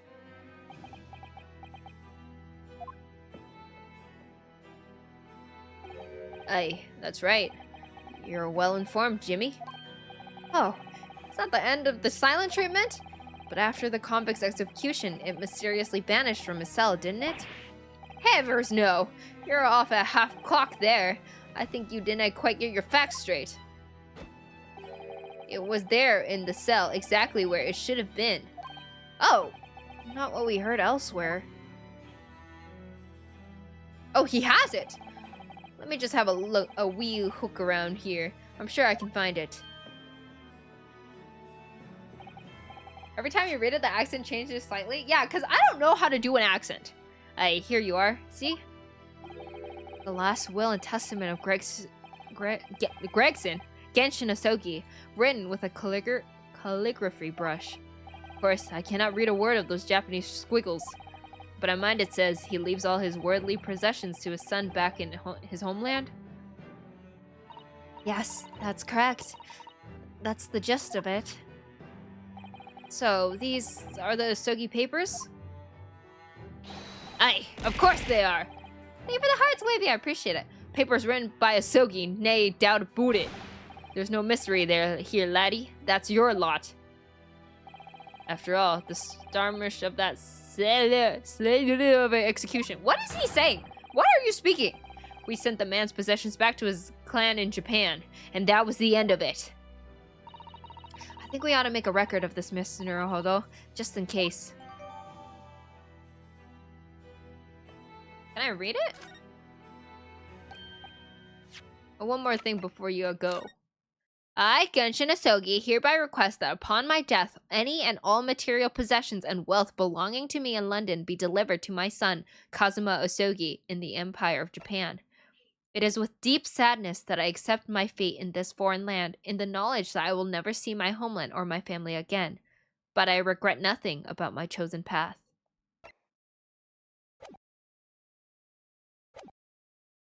The accent is very interesting. I don't know where he's from. I'm so confused. Say, I'm just as confused. One more thing before you go your way, Mr. Naruhodo.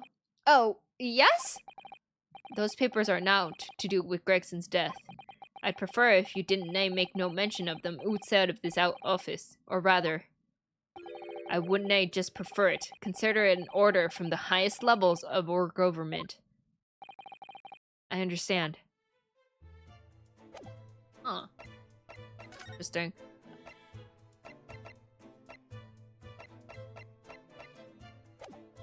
Wait, am I supposed to... Wait, who was I supposed to talk to?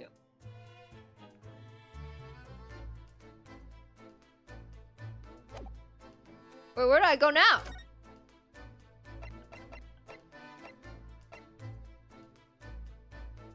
Oh, I guess we have to talk to Kazuma-sama, huh? The hell is this zoom up?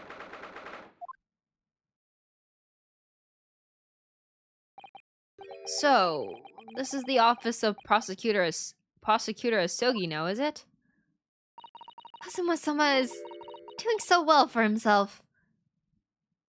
Even though he's always forced to kneel on the floor Japanese style in that dark corner, it's his habit to sit style whenever he's working. Update, I'm live in my bed and I got a huge wave, but Eepee's good night, everyone. Good night, everyone! Thank you so much for spending time with me. Kazuma. Oh, hello. Hello, love of my life. I thought it wouldn't be long before you paid me a visit, Runosuke. I was right about what I said, wasn't I? Sorry? That you have all the makings of a great defense lawyer. Well, I always believed that you'd fulfill your dream of advocating in the British courts. I just never imagined for 1 second that it would be as a prosecutor.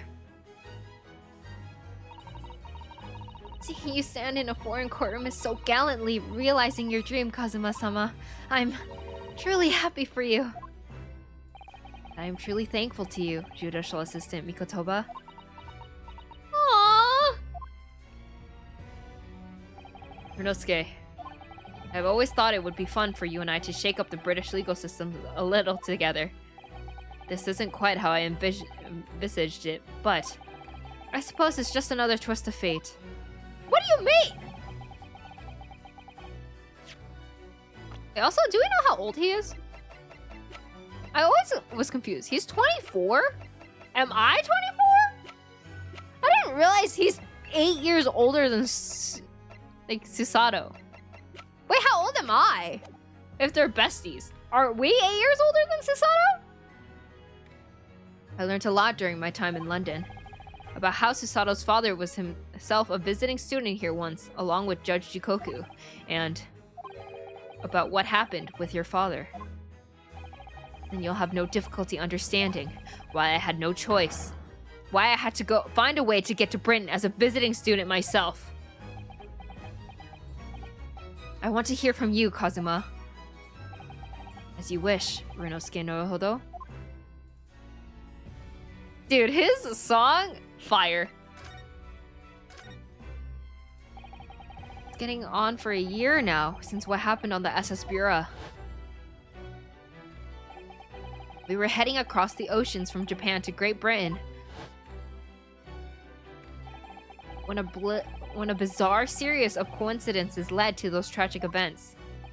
I'm back from a barber. Have we seen another trial yet? No, I'm still investigating. Hi, Hodoro! How's your cut? Are you looking fresh? I thought I'd lost my best friend forever. I must have been unconscious for a long time. When I awoke, I was lying on a bed. It was a narrow little room. There was a posy of flowers by the pillow. It took me a little while to realize that I was in the cabin of a ship. I slipped out from the room and headed up onto the deck. Were you already suffering from amnesia at that point? Yes, I didn't know what had happened or where I was. It was just this voice in my head. You have something you have to do, something no one else can know about. Go to Great Britain. Your task awaits you there. What? Your subconscious talks to you in straight, full, long sentences like that? Flesh and chill? What? Flesh? It was a calling I couldn't ignore. It compelled me relentlessly. Out on deck, I saw that I was on a huge steamship, and we were docked in a large port. It must have been Hong Kong! Yes, it must have been, presumably just before they were due to carry your body off the ship. I had no idea of the situation, but I did have the feeling that this was in some way my last chance. So I concealed myself among the disembarking passengers and went ashore. Then I disappeared into the crowded streets of that foreign port city, so I could plan my onward journey to Great Britain. With what money? Fresh? Oh yeah, fresh. Just under a year ago, with all my past memories lost to me, I was left behind in Hong Kong. Everything was foreign to me. The sights, the sounds, the smells. My head reeled. I was truly at a loss. I realize now that I escaped as a dead man, with nothing but the clothes on my back. No money, of course. Wait, yeah, how did you survive? Oh, how terrifying for you. Luckily, though, I had 2 feathers in my cap. One being your knowledge of English, I suppose? You know English? That's right. And on the back of that, I was able to pick up some work as a deckhand on a cargo ship.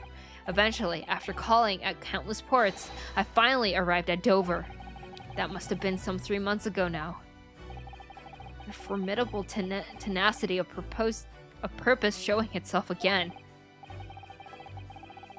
More importantly, who examined him and deemed him dead if they did? Oh, that was actually Sherlock. Or Herlock. Want to visit our kitchen? What? Hold up. What? Hey, listen, I know we played Among Us yesterday, but hey. I mean, the man had lost his memory and had literally nothing to his name, but he still managed to make his way to London on the opposite side of the world. Of course, I had no idea why I had moved heaven and earth to get here at that point. So, how did you end up becoming Lord Van Zeek's apprentice then? That can only be called an extraordinary stroke of luck, really.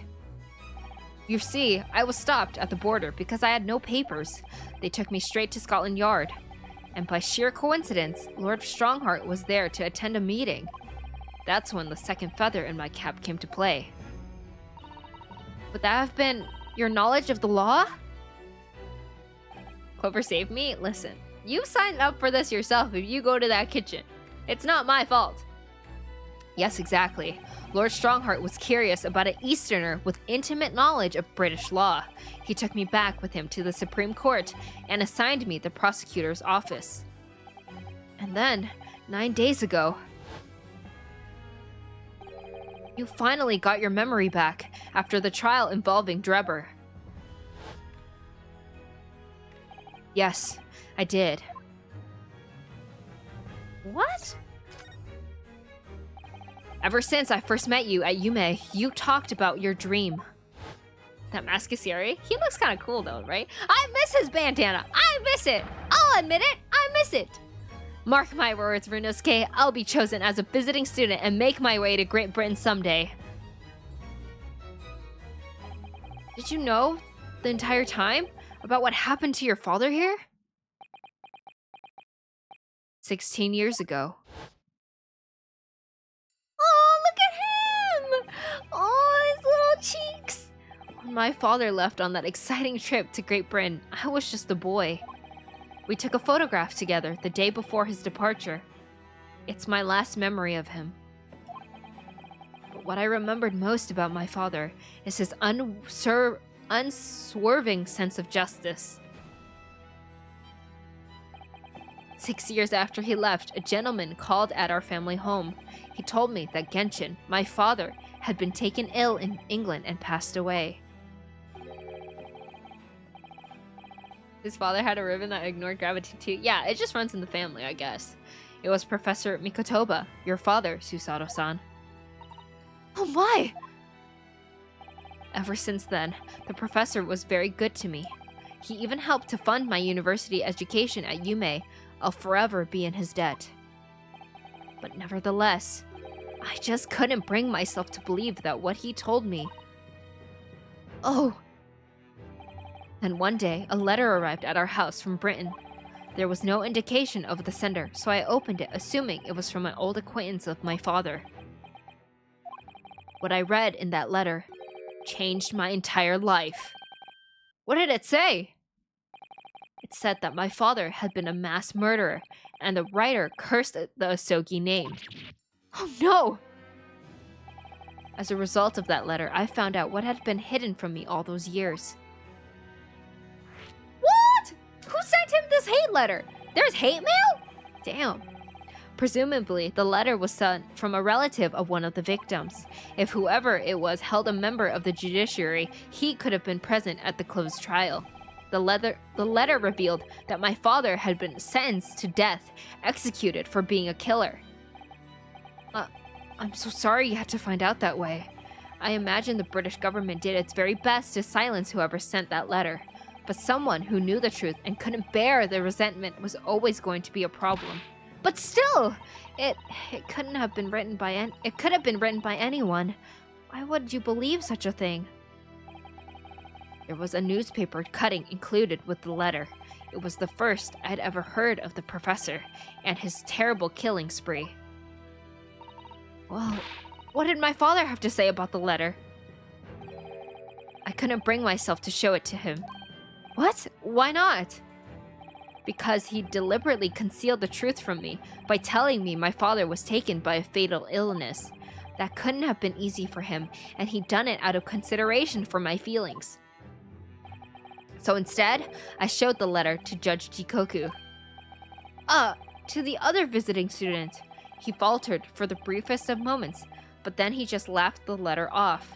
In that moment, I saw it on his face. He was undeniably shocked, shaken momentarily before recovering his poise. Oh my god, this guy's too good at this! A year later, my bereaved mother succumbed to the strain of grief, and she too passed away. That's when I made up my mind that one day, without fail, I would cross the seas to Britain and seek the truth for myself. The truth about my father, Genshin Asogi. And I wouldn't let anyone stand in my way. Yeah, how much did this guy plan? Oh, Kazuma-sama. What we learned today in court turned things completely on their head. It was an impressive piece of lawyering. Renosuke Naruhodo. Lord Van Zeeks isn't the Reaper, you know. I almost don't want to believe it myself, but it turns out that Inspector Gregson himself, the victim, was... It's clear that the Inspector was behind the Reaper's activity all along. What? You mean you knew? The real question is, who's been giving orders to the Inspector? Yes, Barrick Von Zeeks is the real Reaper. What? Hey! And I know that 10 years ago, it was him who decided my father must be a mass murderer and sent him to his grave. No! He was merely seeing that justice was done as law dictates. He's not to blame. Ultimately, it's people who condemn people.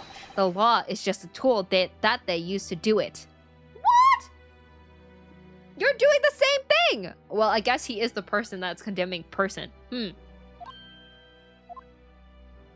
Boy, for someone who thinks so much, why do you got the wrong guy? Yeah, he's got the wrong guy. And when a man condemns another, he must take responsibility for his actions. Of course he must. But I know for certain that my father would never have taken another man's life. Kazuma. He said it himself, though. Your dad did say that. On the contrary, my father's life was taken by the Reaper.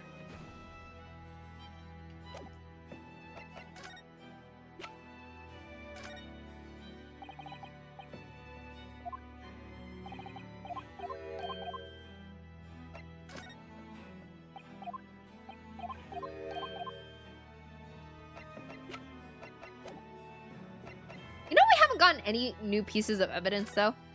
Yes, Tito? What are we waiting for? What the? It's a scale model of the crime scene. Oh, yes, I realize that. Does the prosecution office make a model of the scene for every single case? Apparently so.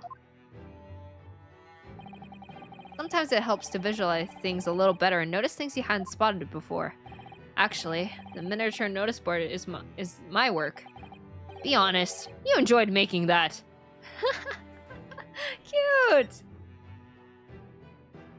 Do you know who the man in the portrait is? Oh, damn!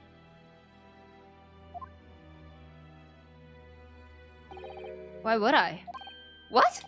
But you're Lord Van Zeek's apprentice! Yes, apprentice, not friend.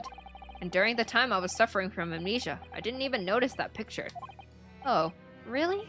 I mean, it's not the smallest picture.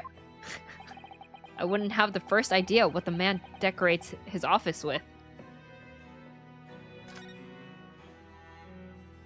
Are there bats in his room? Like, what the fuck is that?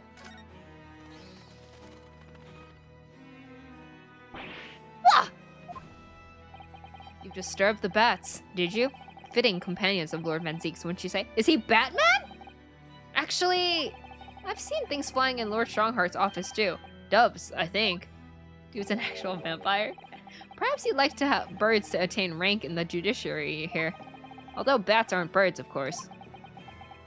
Good evening. Came to stop by to say hello before knocking out. Good night, Ski. Thank you so much for stopping by. I appreciate it.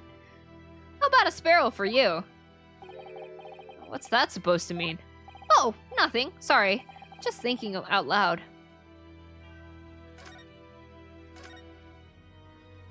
Well, I guess that's it.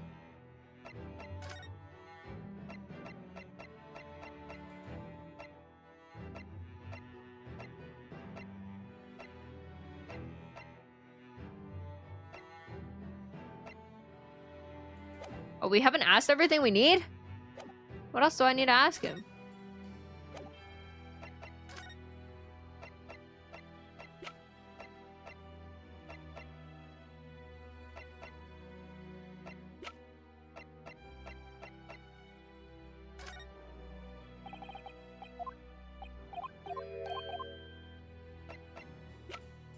What else do I have to ask him?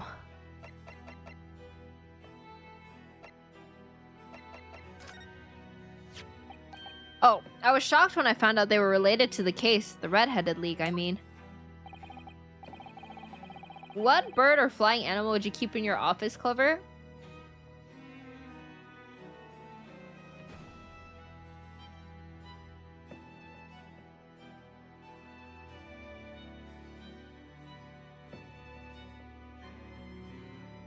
don't know. Because I feel like a bird would make too much noise for me. But I also wouldn't want a bat. Personally, it wasn't their plan to swindle everyone that surprised me. It was the fact that so many red-headed people gathered from all over London that day. Say you're a required one? Okay, then probably a dove. A swan? Maybe a swan. A certain great detective being among them. I expect those two are in their cells as we speak, wishing they'd never dreamt up their little plan. Or maybe they're busy plotting their next one.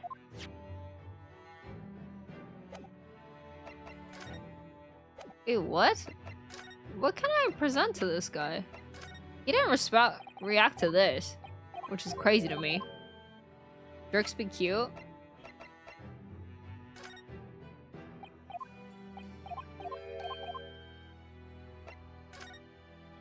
Swans are worse than geese? But they... Okay, fine, I'll take doves, because I'm such a lover girl. A lover girly. This came up in the trial, didn't it? As something a little dubious, I mean. The fact that no time of death was recorded on Inspector Gregson's autopsy report. Yes, there were some unexpected turns in the courtroom earlier. The suggestion you came up with certainly took everyone by surprise. The idea that the victim died the previous day at some other location is quite something. Well, considering when the pocket watch had stopped at the scorch marks on the candle, it's certainly a distinct possibility. The evidence and the scene both point to it. To be honest, it bothered me too. So I paid a visit to the autopsy room earlier. The coroner responsible wasn't there, but I got a name. It's Dr. Gory. Maria Gory. If it wouldn't trouble you, Kazuma-sama, we'd very much like to speak with the coroner too. Of course, the last thing I want is for anything to be brushed under the carpet. Scotland Yard's autopsy laboratory is behind Lowgate Cemetery. By Barclay Prison, you mean? You know it, do you? The prison where my father was incarcerated and robbed of his life. Kazuma-sama. Well, thank you. We'll pay a visit to the laboratory later today. We're, familiar. Oh, that was what I needed to talk. Ryunosuke, I want to thank you. What for? For this. You've safeguarded the soul of the Osogi clan. Well, it is a famous sword that's been in your family for generations. My only slight regret is that I never got a chance to draw it before I returned it to you. Kuruma is said to have been forged by a master swordsmith during the Sengoku Warring States period. I come from a long lineage of warriors, many of whom were expert swordsmen. Well then, you're a chip off the old block, I'd say. This blade, Kuruma, is the symbol of the Osogi clan's honor and might. Apparently, one of my father's apprentices even took the blade's name for a surname. Really? Kuruma? It does sound formidable, that's for sure. 16 years ago, when my father was a visiting student here in London, he had this sword forever at his side, which is why it means so much to me to have it by my side again now, too. And that is all thanks to you. It was an honor. Aw, bros being bros. Thanks for my sword, bro. Wait, is he double wielding? He has two swords. Now, I have preparations to make for tomorrow. Perhaps I said too much. Kazuma, you've changed. No, Ryunosuke? I haven't changed at all. It's you who's changed. What? Can completely understand your resentment of Lord Van Zeeks given what happened. But the fact is, those events and this case are, well, unrelated? Is that what you want to say? How can you be so sure? What do you mean? Never mind. That man is the Reaper, and is for that reason that the inspector was killed. I'm going to prove as much in court tomorrow. By whatever means necessary. I can't let you do that, Kazuma. I know you'll do what you have to as a lawyer, but I'm sure I don't need to tell you that I won't be taking any prisoners in the courtroom. I would expect nothing less. Until tomorrow then, in the Old Bailey. Bro, I don't know. Kazuma's the only one with the new threads? I know, right? He's the one with the new outfit. Like, what? What do you mean I changed? Bro's gonna kill someone? So real. You just got your memory back for a week. Why is he so confident he hasn't changed? I know, right? Unless he's like, I'm exactly the person I was when I lost my memory. You changed in the past year. This place really is creepy, isn't it? Well, being a dead room, it's probably full of the spirits of the dissected. But actually, there's a rather pleasing scent of roses in the air. Well, being a dead room, the coroner probably needs a bold scent like that to mask the odor of death. Iris, do you think we could change the subject? Oh, is it because he doesn't remember changing? Makes sense. Yeah, probably. What? What was that?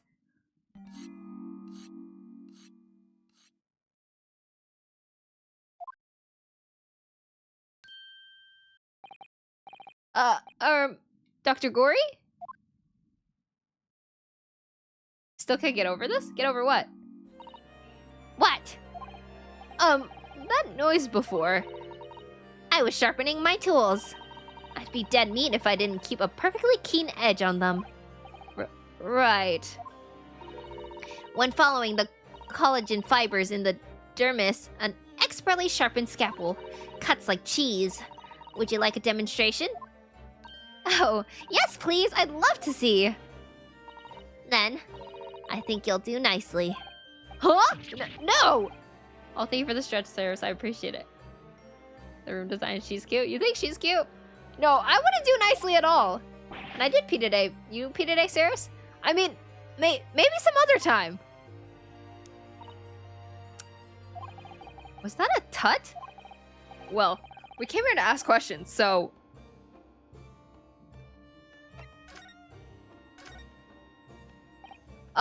we have actually met before. I'm a lawyer, if you remember.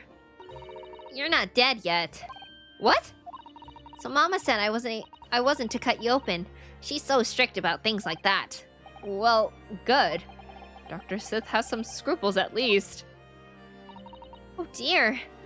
It looks like she's not interested in talking to us for the time being anyway. For the time being? You mean until we die? I hope that's a way off. Her hair is white, white-haired girls are cute? Yeah, but she wants to murder you. Wait a minute. I have white hair. She's cute, definitely don't have a thing for goth. I think you might have a thing for goth, Kuro. I don't know. Yes, you do. What a coincidence. I don't think I fall under that category. Revoked. Sorry, but I wasn't planning on dying anytime soon. Surely there's some less drastic way of making her listen.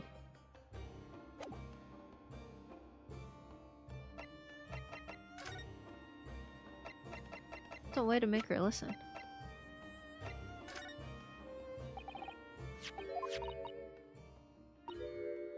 He was very good. Good? Sorry? His skin didn't snag my blade once, and made very little mess.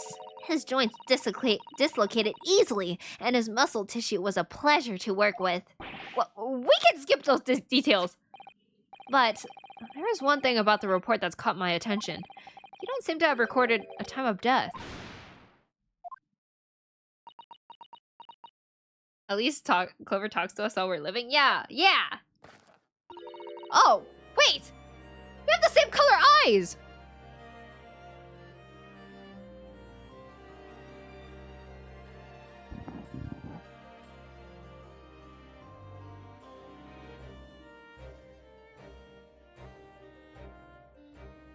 Anyway. Oh, whoops.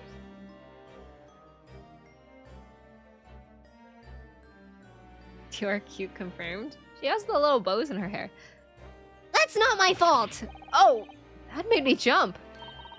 Then please, tell us what happened. Literally canon? I don't have two knives everywhere, okay? Is that even like a butcher knife? Do you even use that when you do autopsies? Like, why does she have that? Is that a dinner knife? So, why doesn't this autopsy report include the victim's time of death then? It's really the most crucial detail. I was told not to write it. What? By whom? Male Strongheart, the Lord Chief Justice. He came here. Lord Strongheart came? He said that from the witness statements about the gunshot and the other evidence, it was obvious. The man clearly died at 5 p.m. on the 1st of November when the gunshot was heard. But that's not the time of death you wrote on the report. You didn't write anything. Was there some reason you didn't include it? Expert autopsy performer, clearly. Oh, really? Oh, so you talk to dead bodies like that, Waffle? That's crazy. No, you don't need that. Same hair color and same eye color. Both are cute. Alright. Dr. Gory. Wait. Wait! My Duolingo! Uh-oh. I have 2 minutes. Kutsu kawaii. Kore wa hito oishii. That person is cute. Sono hito wa kawaii desu. Tanaka-san to Ken-san. Mr. is a cheerful person. Canada. Akarui hito doko? Kore, kono, sono, kawaii.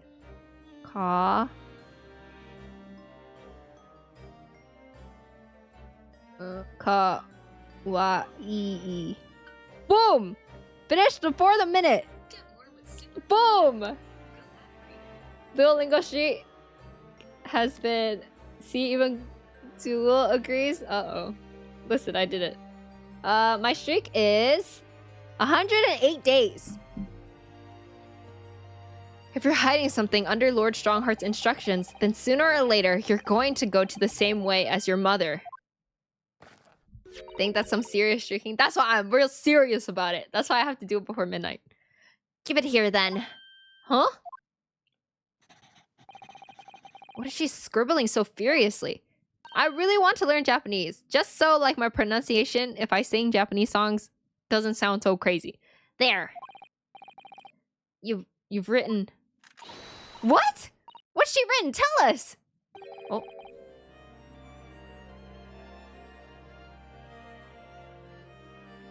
Indeterminate. But... What?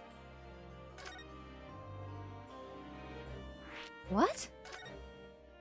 Win that last... Hi, Michael! Welcome back. It's good to see you. I'm trying my best. What do you mean by that? Why was the time of death indeterminate? Dongheng's watching? Oh, you're right. When the specimen was brought in, it was still fresh. So the time of death could easily have coincided with when the gunshot was heard. But there was one small discrepancy. What discrepancy? There was some fried fish in the pocket of the specimen's overcoat. And that fish had started to rot. What? If the victim liked fried fish, he presumably liked to eat it before it went off. Well, yes. What are you trying to say? It's possible that someone tried to manipulate the apparent time of death. Manipulate the... Is that even possible to do? Theoretically, if you were to chill the body in ice, you could delay the onset of the purification. And if the overcoat wasn't on the body at the time, then only the fish would have started to rot. With today's science, it's not yet possible to determine if the body was chilled or not.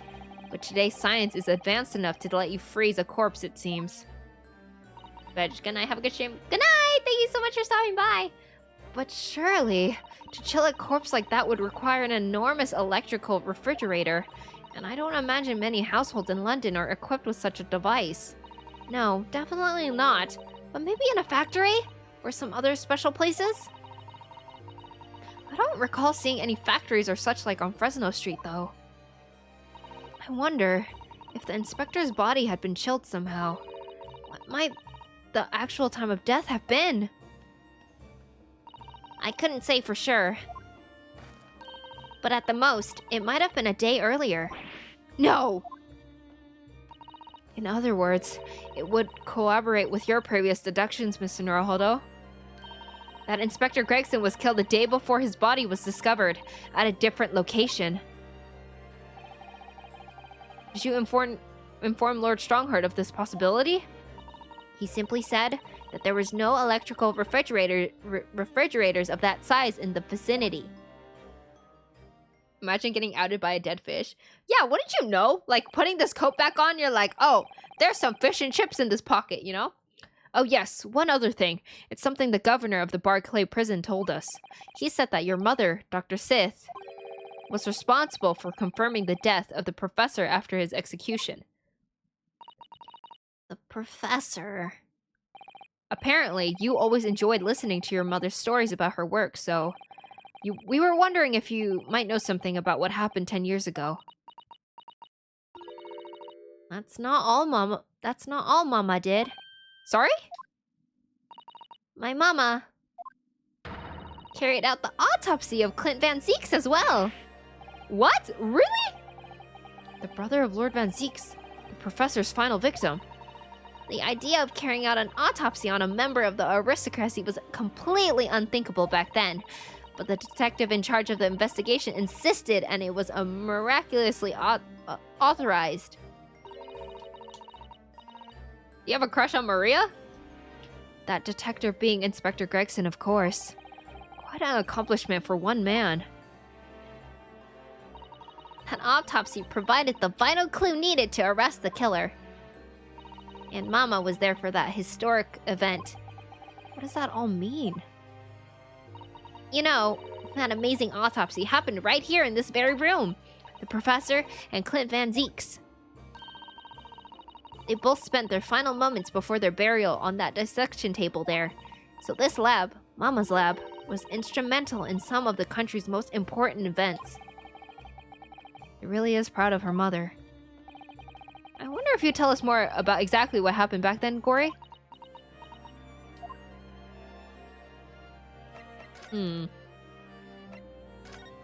White hair, green eyes, what's not like to like? I mean, maybe her murderous intent? Also, isn't she young?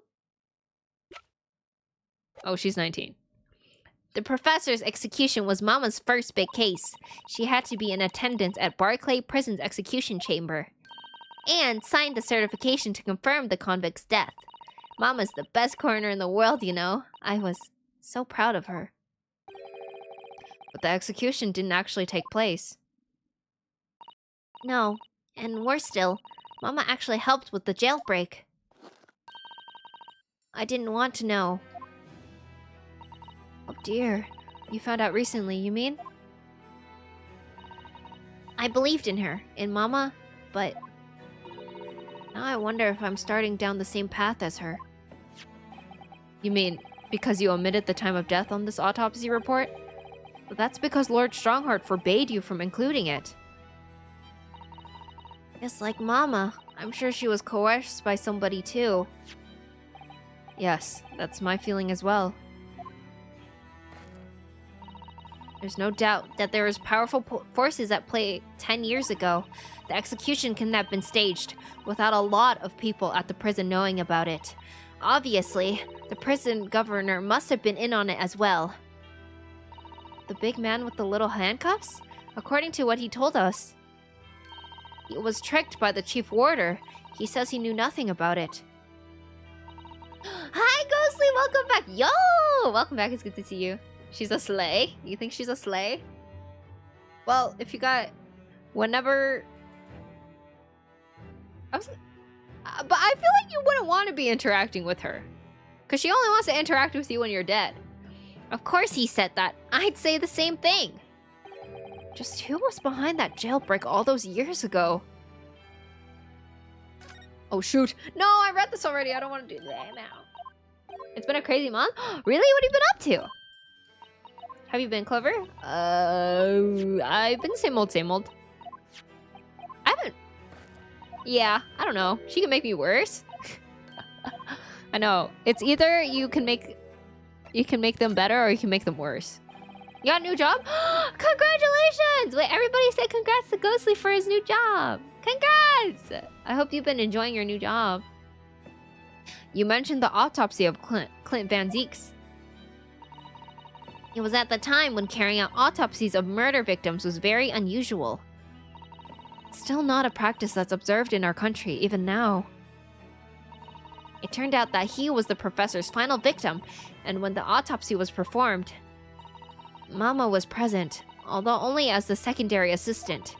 The person leading the procedure was called Dr. John H. Wilson. What? That's right, my daddy! And there was one other person present, the primary assistant. Oh no, Kazuma's dad. He was a visiting student from the Far East. Wait, a visiting student? Wait, no. Susato's dad. It must have been my father, Yujin Mikotoba. Thank you for the hydrate, Ghostly. I appreciate it.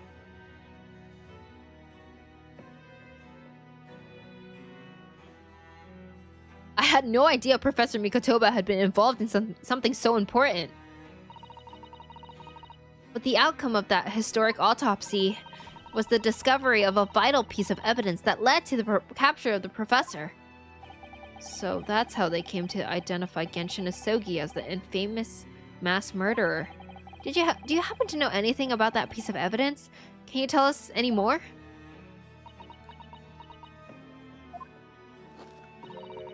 Would you like to see the records for yourself? What? Would that be all right? What's the point of keeping records if people can't look at them? They're filed under V at the back of those cupboards, with the other records from the last decade. I will never financially recover. What? Why did you give me the biddy then? But thank you so much for the biddy, Ghostly. I appreciate it. Thank you. Let's see. Van Zeeks. That's strange. What, Mr. Naruhodo? They aren't here. There's nothing under Van Zeeks. There must be! Perhaps somebody took them away? No one's allowed to take documents related to the professor case out of this room. But you're right, they're gone! Well, when was the last time somebody looked at them? Do you remember? It was... Oh yes! I remember now. It was 2 years ago. A consulting detective came one day saying that he'd like to see the records. No, you don't mean... Herlock Sholmes was his name. Deep down, I knew that was coming. Do you think he stole the records? Oh no, surely not. Iris, that can't be right. Can it?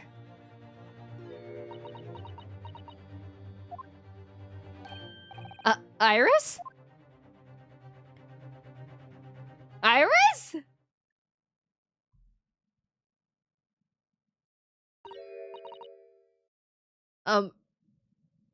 Bruno? I hope you don't mind, but... What is it, Iris? I just remembered something very important I have to do.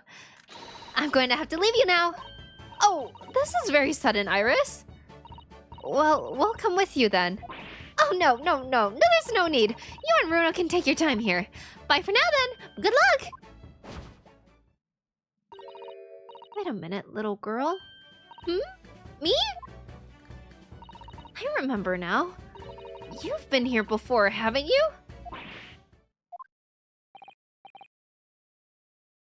Good night, Waffle. Thank you so much for the lurk. Have you, Iris? Yes, 2 years ago when that detective came. You were with him, weren't you? You were a living specimen then too. That's the way it usually works, yes. Was I? I really don't remember. Anyway, sorry, but I must dash. Wait, Iris. I'll brew up a pup for you when I get home. What's the matter with her? She's behaving really strangely all of a sudden. Well, in that case, we won't keep you any longer either. It's been quite a while since I had any visitors. This was really fun! But next time you come, I'd prefer if you're all ready for dissection. I can't make any promises, sorry. It's a bit strange that the records of Clint Van Zeek's autopsy have disappeared. But I think we've asked all we came to ask now. I had to take out a loan in order to get 10 bits. Thank you for the 10 bits. I appreciate it. I hope it was worth it. Where do I go now? Wait. No. Oh my god. Wait, this investigation is so long. Girl. What is money thong buffer? I don't know what money is. Thank you so much for the 1 biddy. I appreciate it. Arigato. Thank you, thank you, thank you. She's so cute. Who? Maria? The police are still busily investigating the scene in here. But Gina's nowhere to be seen. Where is she? Yes, it has been blissfully quiet, hasn't it? Perhaps she's out investigating on her own, practicing what her boss taught her. Wait, really? I heard Twitch ads have been kind of terrible. I'm really sorry about that. But thank you so much for supporting the stream and watching them, though. So thank you. I really appreciate it. Well, I expect she'll be back before too long. Shall we wait? Actually... What is that case? There's something different about this room since the last time we were here. Isn't there? You could always use the time to investigate more thoroughly. What's this thing? This little trunk wasn't here before, was it? Oh, it appears to be made of metal. It must be very heavy. I wonder to whom it belongs. There are some initials on the outside. Look. T.G. But yes, Gregson, right? Let's ask one of the policemen if they know how it came to be here. Oi! What do you think you're doing? Ads are terrible. I'm sorry. That's my trunk, that is, and hands off. Gina! Where were you hiding? I don't know. You leave something unattended for a few seconds and every Tom, Dick, and Aries got greedy eyes on it. Just a wild guess, Gina, but... What? Spit it out, Odo. Is it fair to say that you've only owned that trunk since this morning's trial? What? What are you trying to say? Come on, this trunk goes with me everywhere. Always has. Where have you been the last year? It literally says TJ. Try not to incur your wrath mainly.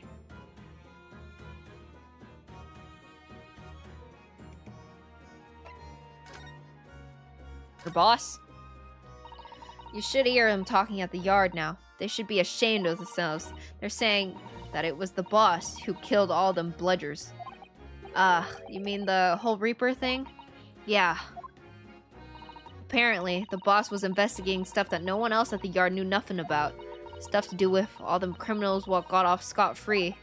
Yes, the ones prosecuted by Lord Van Zeeks who used bribery and corruption to evade conviction. Well then, obviously it was that bloomin' Reaper giving the orders, weren't it? But why would people be suspecting Inspector Gregson of being involved in the killings? There was a notebook in his office. Oh no, this doesn't sound good. It had details about all the crimes that have been pegged as the Reaper's work. What? No. Did you see it, Gina? Did you see that notebook? They wouldn't. Flamin' let me! Cause I'm just an apprentice, apparently. But it was me who found it, and he was my boss. That's right! I was pretty miffed about it, so you took the suitcase? I sneaked a peek at it, what it said anyway. Oh! That's our Gina!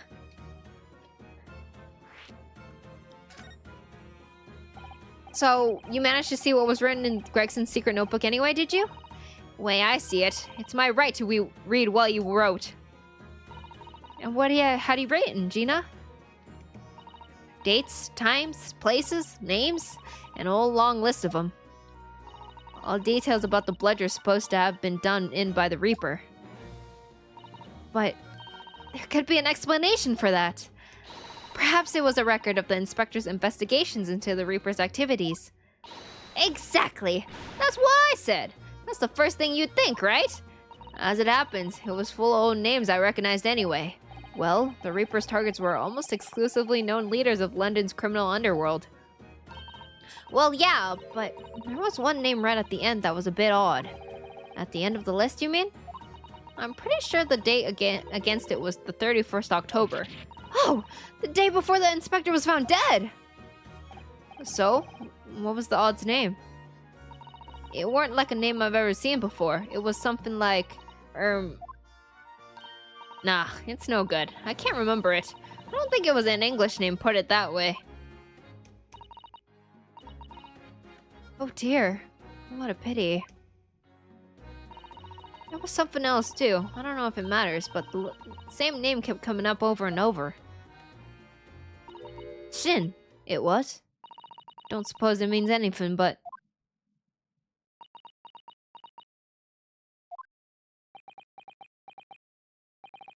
Did you say... Shin? Eh? What? Does it mean something? Lord Van Zieks knew the name too. He mentioned her as well. The woman who actually did the deeds. And now, we find her name appeared in Gregson's secret notebook. Liana, thank you so much for the stretch. I appreciate it. Oof. I really want to eat ice cream! Damn it. Maybe I'll eat ice cream later. We haven't seen you for a while, have we, Gina? Well, of course not. I've been busy, ain't I? Investigating that. The lads at the yard are trying to trace the boss's movements the day before it happened. The day before... That would be undercover investigation into the Red-Headed League, then. Only the boss didn't go, did he? You found some cove was pretending to be him, didn't you, Odo? What's stopping you from having ice cream? I want it right now, but I need to read out the words. So I can't eat and read at the same time. Yes, it was Mr. Vigil who actually went to the park on Lime Street that day posing as Gregson. Mean by not sharing mine? I don't want your ice cream anyway. Depends what flavor you got. What flavor you got, Narco? Well, anyway, you ain't the only one turning stuff up. You got me own ways of getting results. Oh, the dog? Yes! When me and me partner here get together, there's nothing we can't track down. Oh, little Toby. He's such a little faithful friend. Vegan cookies and cream. Oh, right. It's okay. I have my Nougat ice cream. So, have you tracked anything down then? What do you think, eh? Of course we have. Can't tell you, though. Police business, innit? Ugh. Puppy! Puppy, yippee! Anyway, the point is, if you lot ever need any help, you know who to turn to, right? Me and the Hellhound here. Right, because he looks oh so hellish, honest.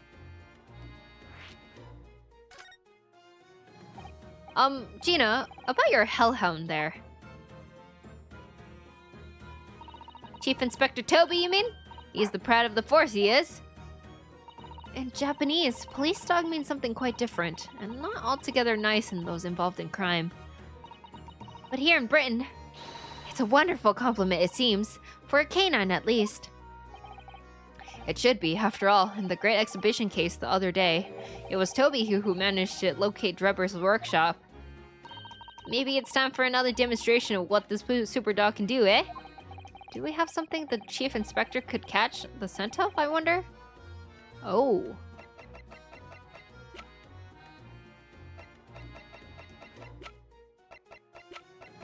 Is it the wig? Well, Chief Inspector Toby, if you wouldn't mind having a sniff of this. Look at him go! Sniffer! He might be a little too keen, don't you think?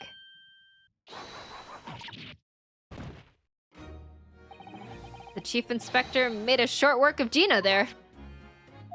Ah! Look what he's gone to! Oh my, that trunk clearly still has a very strong scent of Inspector Gregson. In other words, it must have belonged to him.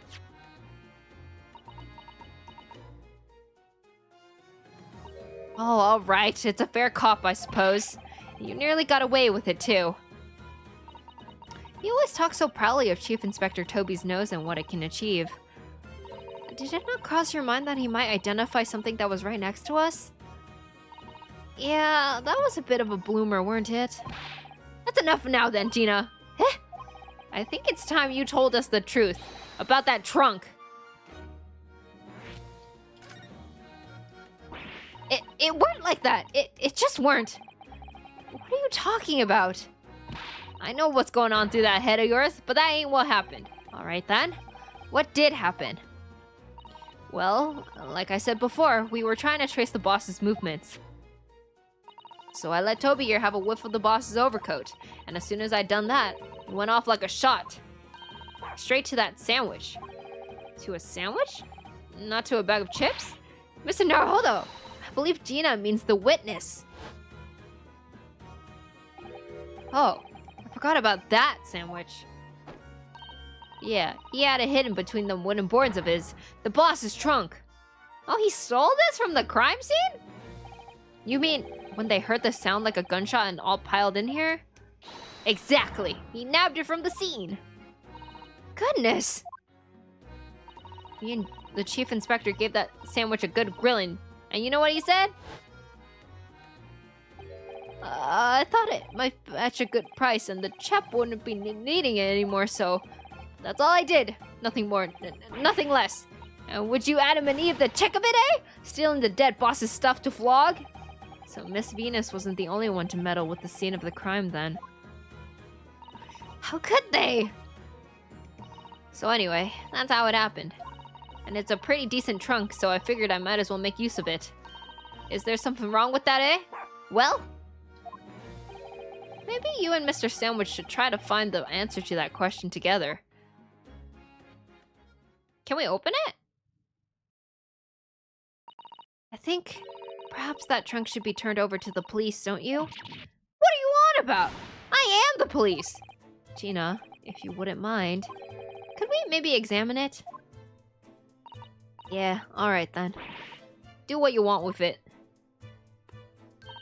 Thank you! We shall make a detailed record of our examination of the evidence.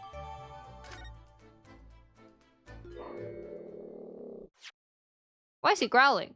Did I do something? Can I open those? Let's have a look inside.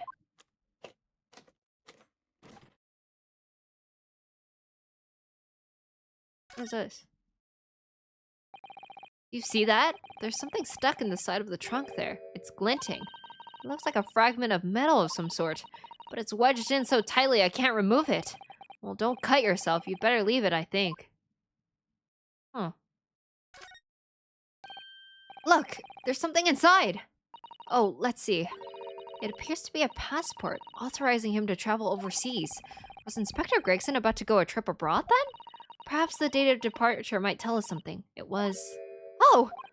What is it? It was for travel on the 31st, just one day before the incident. What? Really?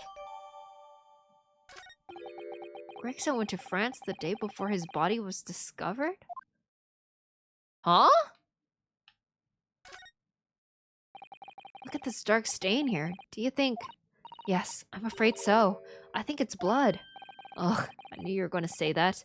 So that presumably means that this was present at the scene when Inspector Gregson was killed. It's the most logical conclusion, yes. I think that Gina's been carrying this around with her. If you didn't know any better, I suppose it does look like a grease stain from all the fish and chips. What the hell?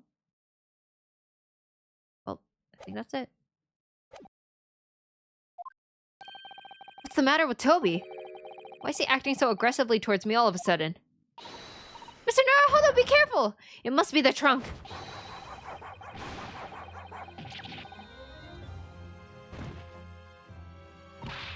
Toby, oi! What are you doing? You're gonna lick his face off! Mr. Naruhodo! Gina, quickly! Hail a carriage! Oh my god, Toby. So forward.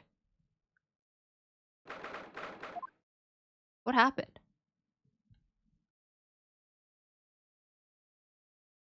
Wait, what happened? Wait, what happened to me? Oh, Mr. Ahodo, are you alright? Miss Susato. Ah, conscious again at last. A blessed relief, my dear fellow. After all, to drop dead after a moderate licking by a small terrier, most unseemingly. What is or isn't seemingly isn't relevant here, Mr. Sholmes. Yeah, you tell him, Susato. I'm so glad there's no lasting damage. How are you feeling? I'm fine, thank you. Did you bring me back here? What's this on my head? A bandage? Sadly, we had no ice, so that's a compress of sugar water. Sugar water? Don't worry, Mr. Naruhodo. It's a first aid treatment that my father taught me. Oh, thank you. So, let us take tea while you're feeling up to it. But of course, no sugar in the patient's cup. Ugh, the bump on my head is throbbing sweetly enough, don't worry. Hee hee. Whenever you feel ready, then.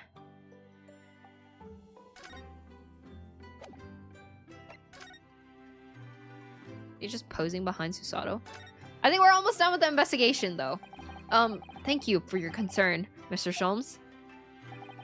My dear fellow, think nothing of it. I must say I was quite startled when I heard that you'd been attacked by a dog. For a moment, I feared that an infamous murderer of many had come back from the dead. You mean, the professor? Fortunately, I see your prize throat is unscathed. That stiff, upturned collar of yours has obviously afforded some welcome protection. Was I that close to death? All I really remember is the dog licking my face over and over again. Well, if you wish to avoid such troubles in the future, a little mustard spread on the cheeks should do the trick. I should think that would balance the sweetness of your bandage rather splendidly.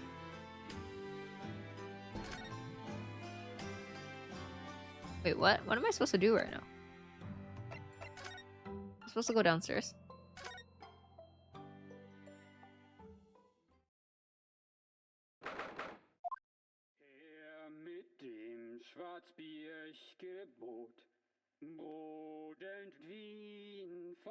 What is happening? What did you do? Iris?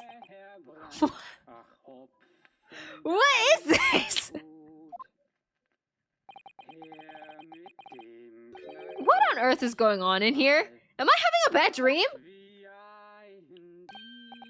No. It's an old German folk song. Rather a fine rendition, I think. That's the least of my concerns. Iris? Iris, what's the matter? Why is Iris not talking to us? I do like how the room is like so 3D. Who's sprawling? I mean, that relaxed gentleman over there? That's your dad!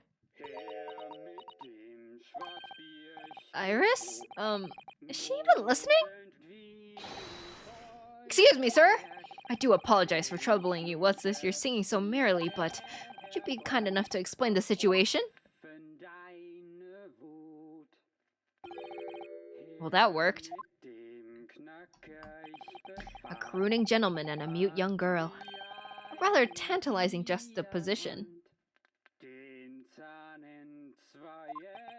And one that appears to have incited the gods of deduction within me to find their voices too. Oh, Mr. Sholmes, do you mean? Okay, you know what? I'm gonna get my ice cream bar. I'm not gonna read out this next part while I eat it, but I'll be right back.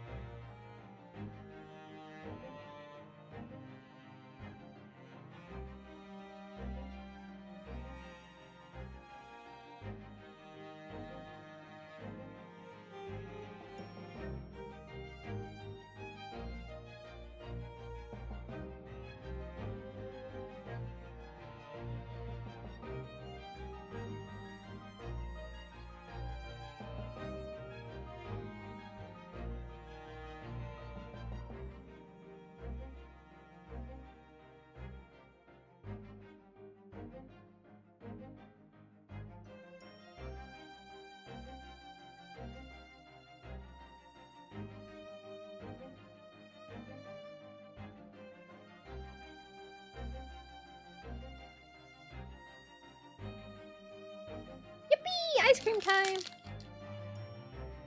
Alright, I'm gonna put it on auto. While I eat my ice cream. Yippee!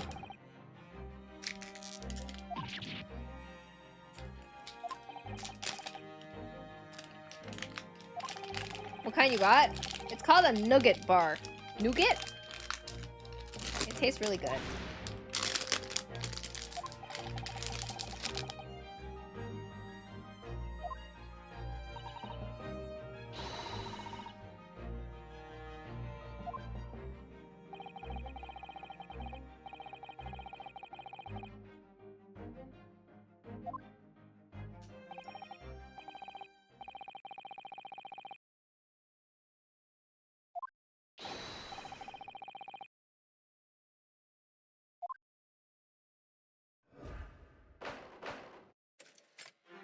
Oh, those are fire.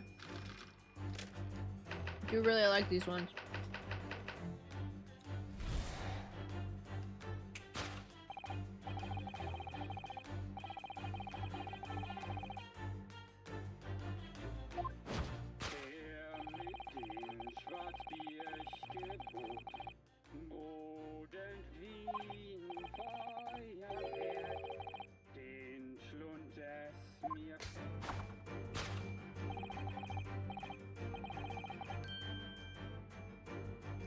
Did Iris knock him out or something? Like, what's going on?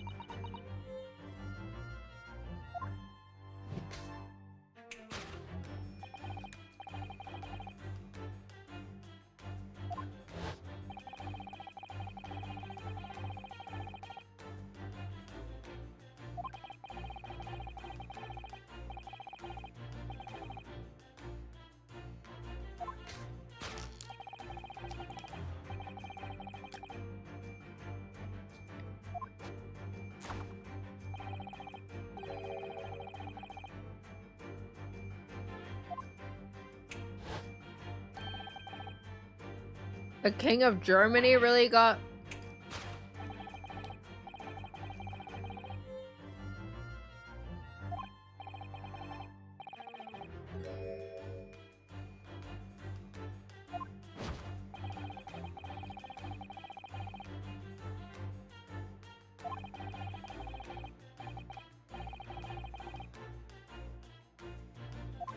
We're going for a 5-hour stream tonight? No. What? Wait. Oh, shoot. I'm already at 4.5, huh? That's crazy. I wasn't trying to.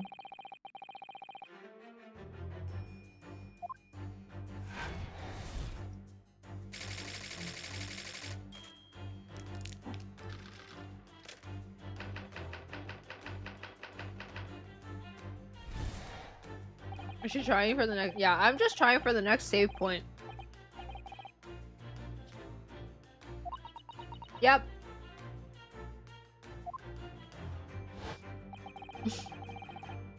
I thought it was weird that you're still streaming. No complaints from me. I'm having a lot of fun listening to your voices. Oh, thank you!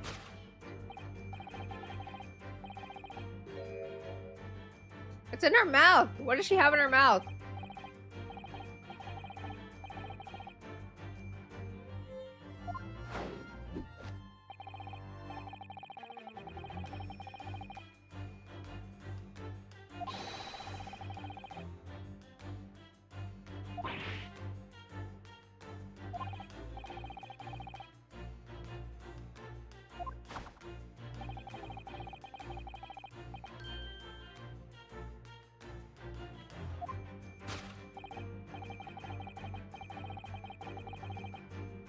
Oh, good morning, Chinak.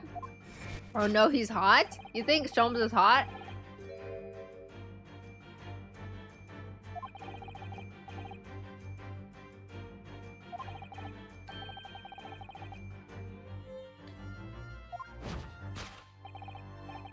Well, you just woke up, so I just said good morning.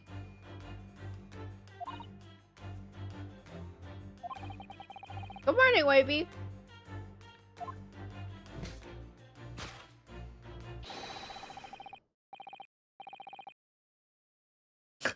My favorite coffee cup has been...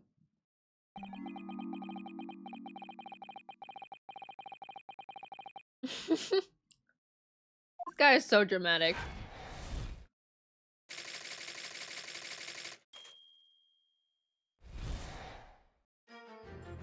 Classic of this painful puzzle. I finished my ice cream. Alright, I'm ready.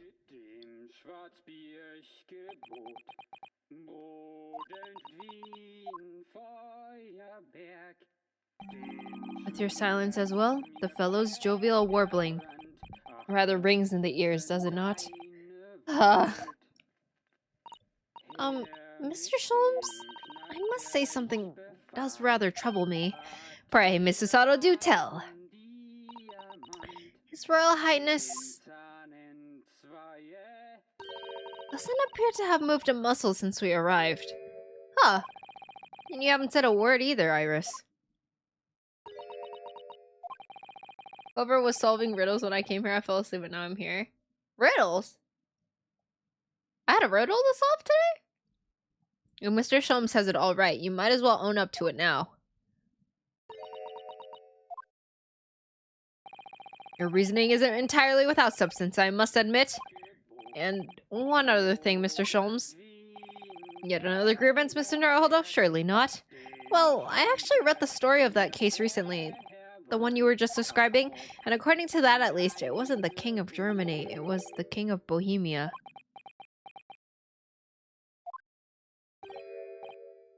Puzzles? Oh, the 20 mazes? Goodness, what it? Yes, that's quite true. Master Gotz, the prince, testified that in court. In his words, I have come to see the great exhibition all the way from my home in Bohemia. I knew that name sounded familiar. I would ask you to keep that minor error to yourselves, but that could easily come quite a scandal. I believe, Mr. Naruhodo, that it's our turn now to make some corrections to a number of minor errors that may have slipped in. Yes, even Mr. Sholmes is willing to admit he might be slightly wide of the mark this time. Although it's clear that Iris is definitely hiding something. We need to find out the truth behind this mysterious scene. But one thing is incontrovertible. My favorite coffee cup is no more. So, shall we embark again? On a joint presentation of Herlock Sholmes' logical and reasoning spectacular. Here we go! Hold in, Mr. Sholmes!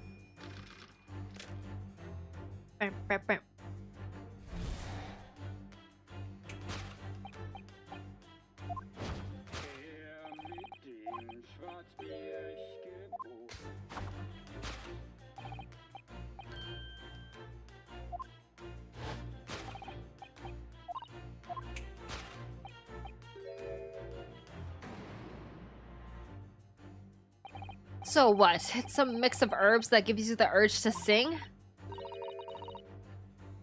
The noise? Goodness, I'd like to try some. And I'd like to hear your singing.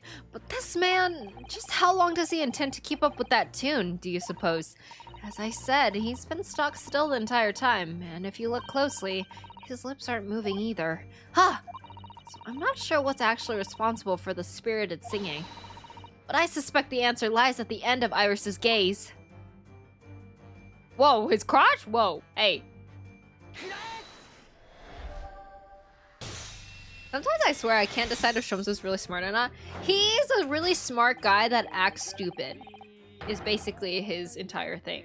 So he doesn't want to solve everything for Naruhodo, and he wants him to get there by himself. The reason for this man's mildly irritating warble is revealed by the gramophone, but he likes to give like subtle hints to Renosuke. Indeed, for no well-bred gentleman would break into an obscure folk song when making a societal call.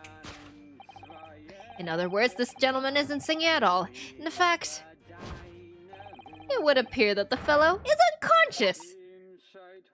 Also, Sherms is odd. The music seems to have stopped now. I ask you, Mr. Naruhodo. Yes? Why would I have purchased a recording of that gibberish? How should I know? Sholmes is so funny. Oh well, never mind, on with the deduction. Who exactly is this gentleman availing himself so thoroughly on the settee? Might be able to translate it if it's German. I actually don't know if it's German. I can skip this. Or does he just have very active imagination and poor observation? Nah, he just likes to mess with us. He's just smart. He already knows the answer. He just doesn't want to point it out. Because then that would take away from Renosuke.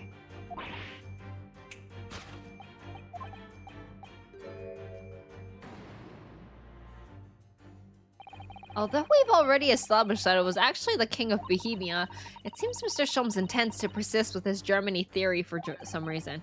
Why is he teasing us like that? Who? Come to think of it, the young prince was wearing a mask as well, wasn't he? Master Gotts? The boy whom you had in tears? Don't remind me, or anyone else.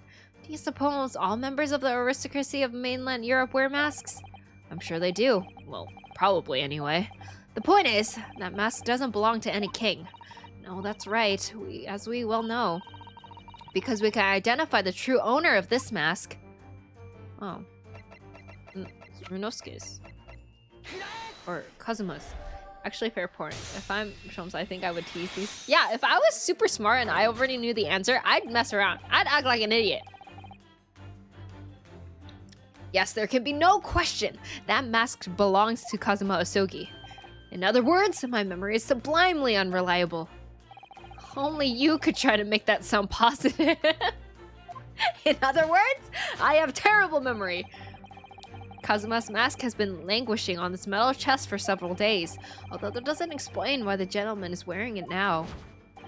But it is now a simple matter to determine our guest's true identity. After all, the gentleman is unconscious. We need only to excuse ourselves in advance, gently lift the mask and peer behind it.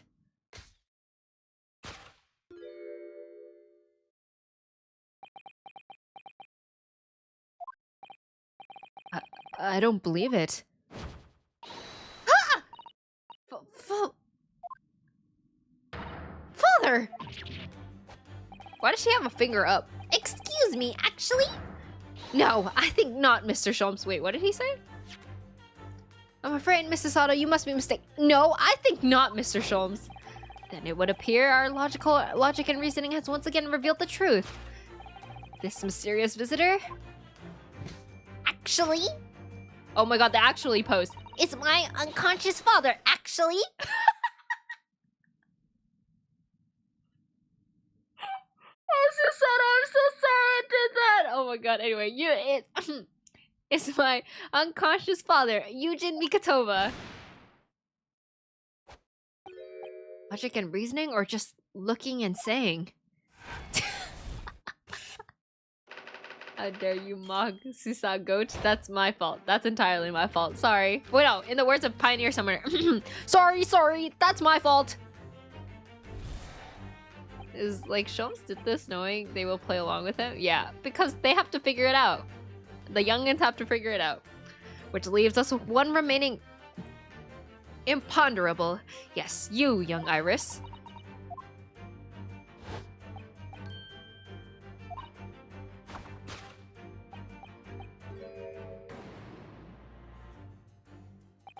So that's a 5-pound note poking from Iris's knapsack, is it? Oh dear, I can't be sure. Most money that we encounter is in coin form. I know, I'm not even sure if we've seen any banknotes here in Britain at all, have we? But anyway, Father would never have paid money for Iris's silence. He certainly seems like the silent type himself, though. There must be some other reason for Iris's silence, I suppose. Perhaps what is Iris trying so hard not to give away with her eyes is something entirely different.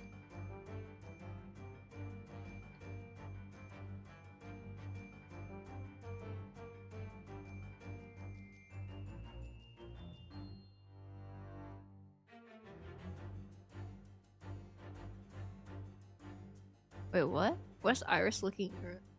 What is Iris really looking at?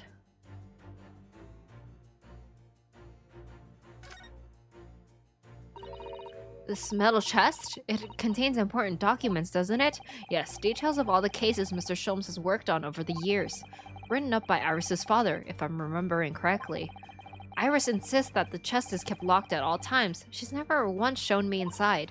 Well, its contents are invaluable to her, I suppose, and entirely irreplaceable. But look at it now. The catch is unlocked for once. Ah! So it is! It's hard. That's hard to ignore. Very. I've never seen that chest unlocked before in all the time we've been staying here at Baker Street.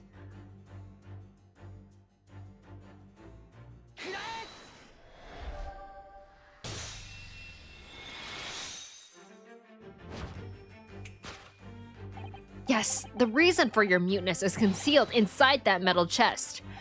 An excellent observation, for upon a closer inspection, there is something different about the chest's appearance. It's kept locked at all times, yet now, the catch is open. Evidently, this has something to do with your refusal to speak, Iris. But it's simple enough matter to incite you to speak, I'm sure. I merely need to open this chest. Oh? Here we go. No! Hurley, don't!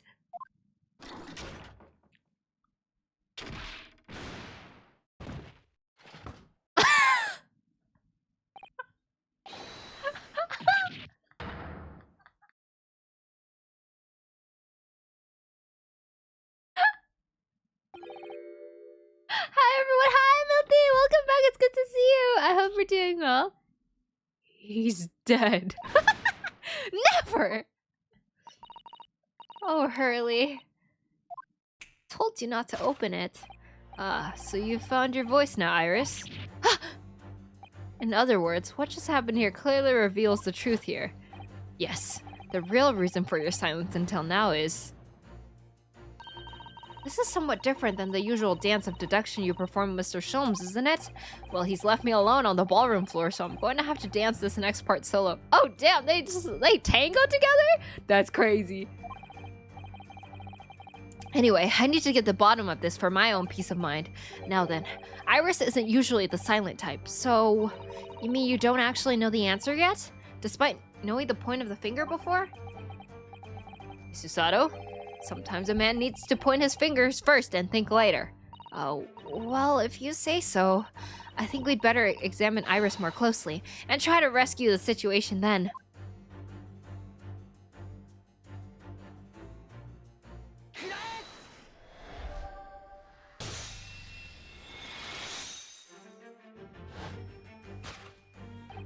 Yes, the real reason for your silence until now is that key behind your back. Huh! When Mr. Sholmes was thrown into the air before.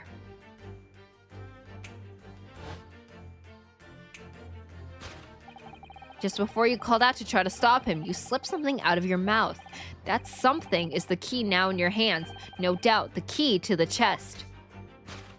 Just man things. You're so clever, Runo! So now it becomes clear. Thanks to Mr. Sholmes' graphic demonstration, we can well imagine what happened here. But... Professor Mikotoba also opened that metal chest only to be punched into the air and land sprawled on the settee. But wait! That doesn't explain all the facts. What about the stylish scarf and the cup of tea? And above all, why would he be wearing Kazuma-sama's mask? Well, for those curious details, I can think of only one explanation. Clearly, an unbelievable miracle took place in this room. Isn't that right, Iris? Consider how the room was arranged before this whole painful experience took place. When Professor Mikotoba opened the chest completely unaware of what awaited him inside.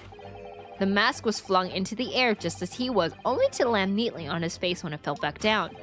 And the teacup's journey through the air ended when it caught on the unconscious professor's finger. You mean to say that stylish scarf? It's actually just a tablecloth. This is the great detective's office after all, a place of miraculous deductions. I'm doing good just chilling. I'm glad to hear it. That's crazy. Isn't it crazy? Okay, Susato! Oh, she stepped up. Would you expect anything less?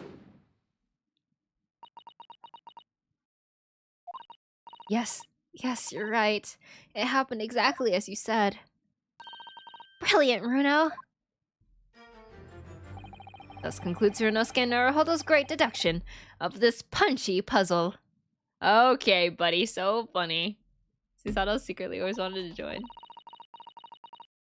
So then, why don't I make a fresh pot of tea for us all? Sorry, I just saw that Honkai Star Rail is going to Anime Expo. Oh! Sorry. If you see my husband, please say hi to him. Anyway. An admirable performance, Mr. Naruhodo. But in the final act of the show there, you rather missed everything of importance. Mr. Sholmes? If you would cast your mind back to my earlier deduction. Iris, clearly you're hiding a great secret. What? She is? From the look on her face. Mr. Sholmes must be right. Whatever that great secret is, the cat isn't out of the bag yet. So I put to you again. You are attempting to abscond with that coffee cup. It really is a shame about Mr. Sholmes' cup. It must have been smashed when Professor Mikotoba opened the chest. Oh dear, so many things seem to have been broken here. But now that the deduction has taken a different direction, Iris doesn't seem to be trying to hide the broken cup anymore. In other words, her great secret is something else.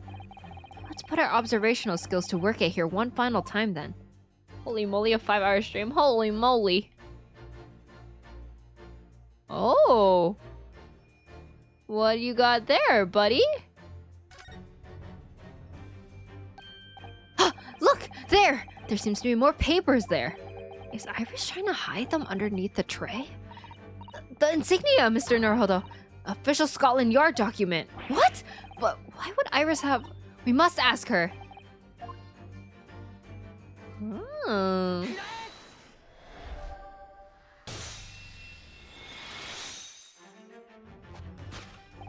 You were attempting to abscond with that case file. Iris, as you know very well, nothing escapes the attention of a great detective. Oh no!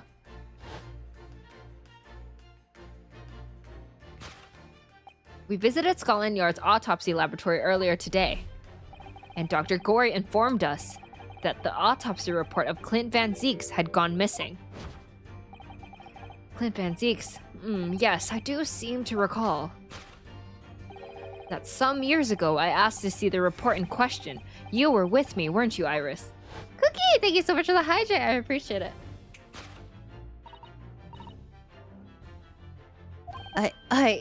You mean it was you, Iris? So those papers you have there are... I'm sorry. Forgive me! Oh no, don't get a picture of her crying! If we're lucky, it might even turn into a 5-hour. Whenever the save point comes on, I will be ending stream.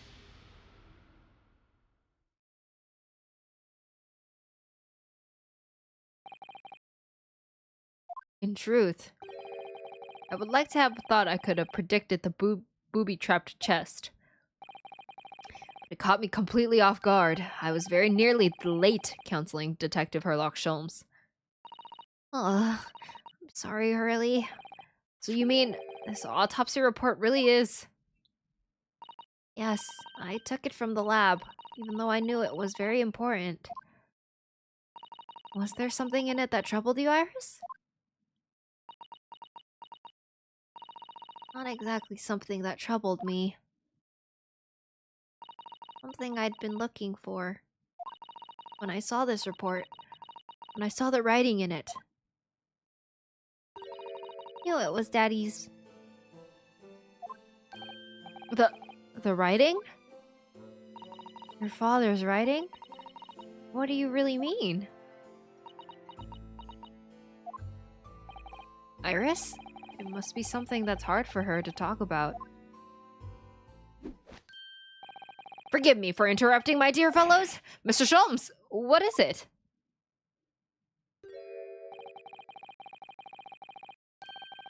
I feel as though the poor unconscious gentleman on the settee has been somewhat forgotten. Ah! Oh, Father!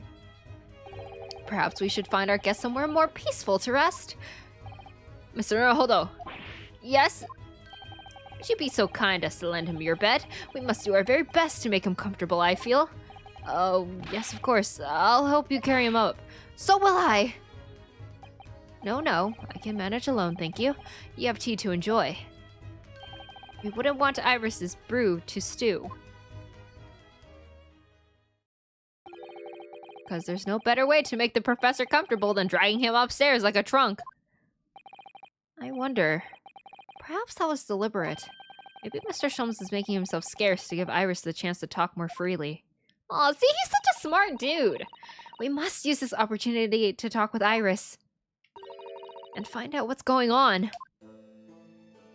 Oh, baby! Would you like to tell us about it, Iris? About your father? I'm sure I told you before, didn't I?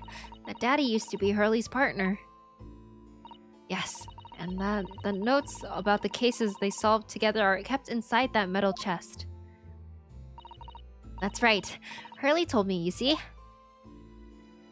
He said that Daddy's somewhere far away now, so we can't meet.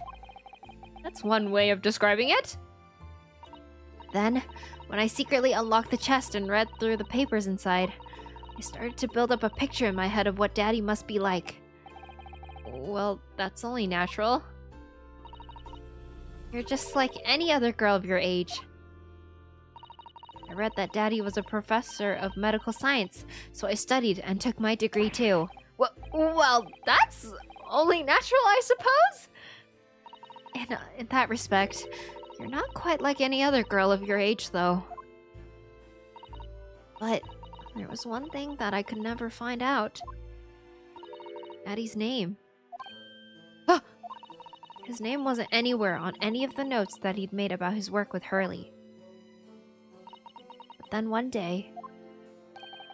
She has a degree? Yeah, she has a degree at the age of like 12 years old, I think. How old is she? She's 10. She has a degree. That's what happened, is it? She's a genius. She's a prodigy. When you saw this autopsy report, you finally managed to work it out. Is that right? Yes. It was the handwriting in the report that caught her eye.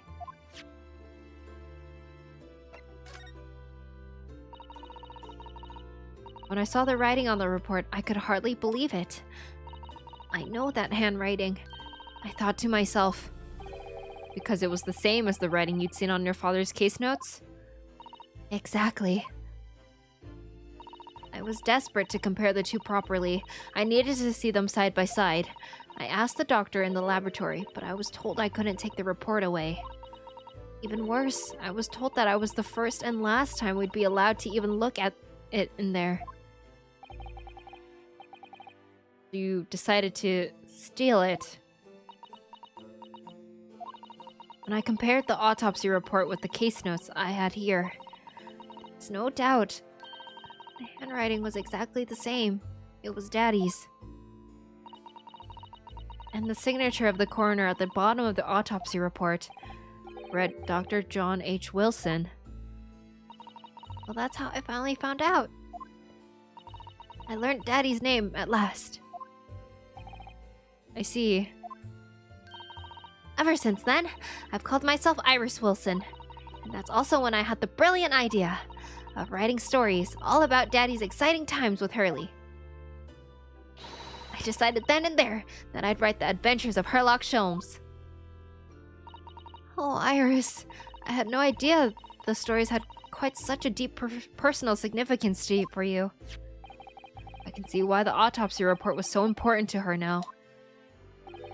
And why she was prepared to break the law to get her hands on it.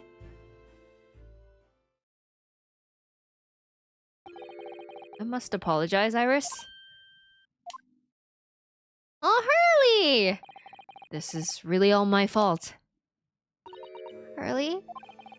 I made a promise, you see, that until the time was right, I'd keep the details about your father a secret. I know, I've been very naughty. I'll take the autopsy report back to Dr. Gory and apologize, I promise. Yes, we'll go together, I think. Then, let me look after it for you until we get there.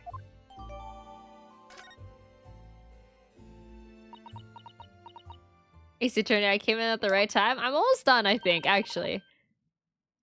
I must go and water my herbs, I think. I'll see you all later.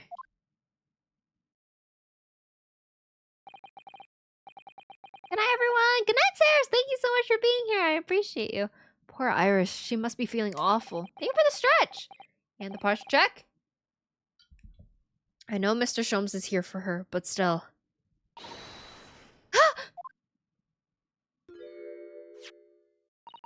Vince, I did pee today. You pee today? How? What is the meaning of this, Mr. Sholmes? Mr. Sholmes? Oh, dear me. So, you've noticed, I see. But that would mean... What on earth's the matter, Mrs. Otto? You've turned as white as a sheet. It's this autopsy report, Mr. Naruhodo. The one from 10 years ago. The writing... isn't Dr. Wilson's at all. Huh? What do you mean? How could you possibly know that? Because I know this writing very well. This writing is my father's. What? Professor Mikotoba's? Indeed, it's true. And now you know. My dear fellows? No, I don't know anything. What on earth does this all mean, Mr. Sholmes? Because the idea that's slowly forming in my mind is just too extraordinary to believe. Please, you have to explain. Do you think that... Does he think that... Susato's dad, like, cheated or something? Like, what's going on?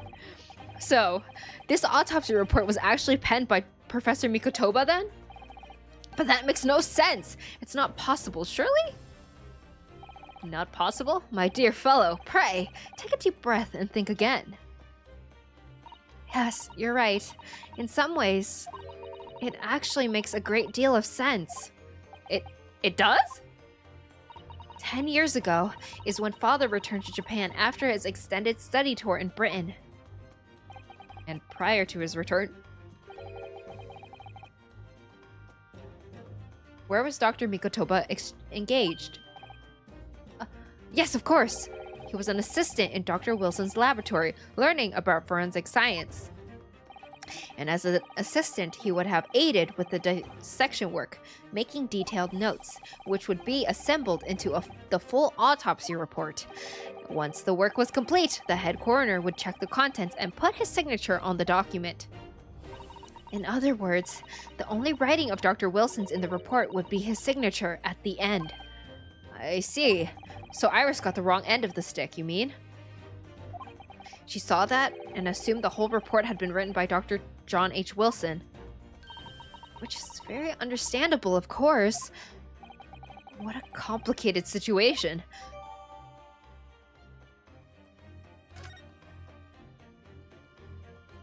Wait, but doesn't that mean her dad was his partner? Thinking about it, most of what we know about you, Mr. Sholmes, comes from the published stories of your exploits. Yes, the adventures of Sherlock Sholmes, written by Iris. And we really have no way of knowing.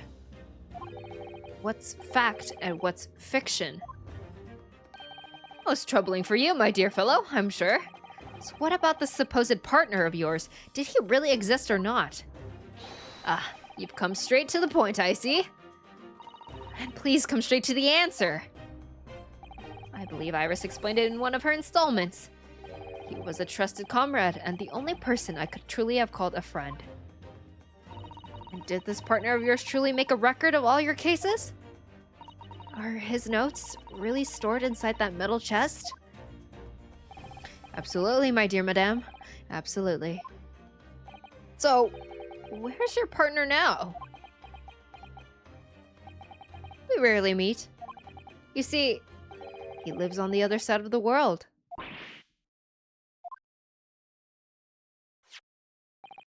But if this autopsy report and the records of your old cases were penned by the same hand, and if the autopsy report was written, though not signed, by your famous partner, there would be only one logical conclusion. Pray, impress me. Your partner would have to be Yujin Mikotoba. In other words, Miss Usato's father. On my word, Mr. Naruhodo. Yes? You are coming along wonderfully. You've hit upon the method at last. You finally grasped the art of deduction. You mean to say... Allow me to introduce you. To my great friend and partner, Mikotoba. Oh, Professor Mikotoba!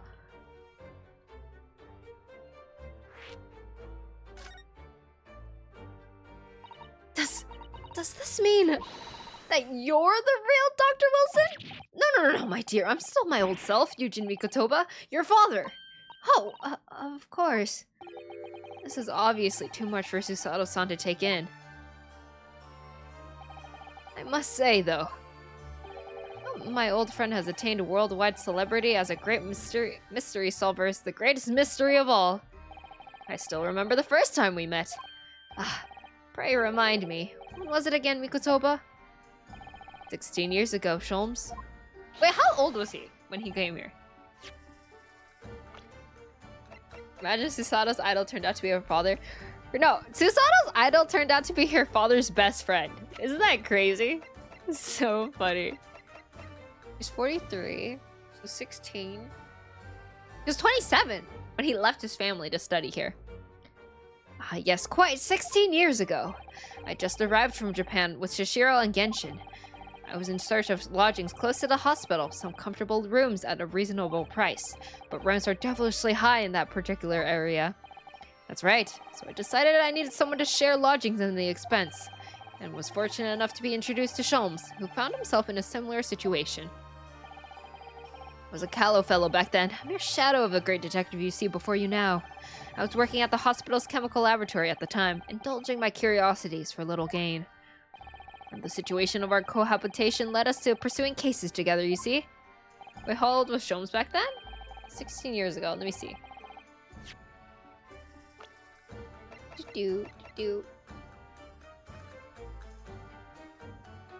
16? Am I doing the math right? No, 16 years ago. 18. Sholmes was 18. Damn. Damn. Damn. Hard to believe it was a mere 6 years. We had a great many adventures. But in the last year of Mikotoba's stay in Britain, that most infamous of cases presented itself. The case with which you've become rather familiar with yourselves, the professor killings. After the trial, Sashiro and I were summoned back home. Hardly surprising, given the circumstances. He was doing all that at the age of 18 with a 27-year-old guy. That's what happens when you're a genius, I guess. So there you have it. And as you know, all the details recorded by my trusty chronicler remain in that middle chest. This is just amazing! Professor Mikotoba really is Mr. Sholmes' famous partner. Oh, she's pissed. Father? Goodness, my dear, what a cutting look! As your daughter, I'm very proud to learn that you were the great detective's great partner. nevertheless, there's another mystery that I really must ask you to explain now. And that is? You know very well what it is. The unresolved matter of Iris's father. Ah, of course! I'd almost forgotten about that one. I should have seen this coming, I suppose. Whoa! Whoa, whoa, whoa, whoa, hey! Hey, hey! Hey, you shouldn't be saying it like that. Iris told us that all the notes about the great detective's adventures that are in that metal chest were written by her father. Isn't that correct, Mr. Sholmes? That is indeed what I told young Iris. But if you're Mr. Sholmes' partner, father, and you wrote all those case notes, then Iris's father must be you! Ah! On my word, Miss Susato. You are coming along wonderfully as well. You too have hit upon the method at last. You finally grasped the art of deduction. What you've always told me, father, is that my mother died when I was born 16 years ago, and you left me in grandmother's care with this you embarked on your study tour of Britain, and I've always accepted that. But all this about Iris? Oh, there it is! Susato-san's ice cold stare! Runosuke's just eating popcorn while watching this family feud with each other. No, now hold on a minute. It was a very complicated... I mean, it's really not what you think. Then perhaps you'd like to explain exactly what it is. There it is. Now the eyes go from ice cold to red hot. Just before she... No, really! You've really got the wrong end of the stick. Sholmes, say something, man!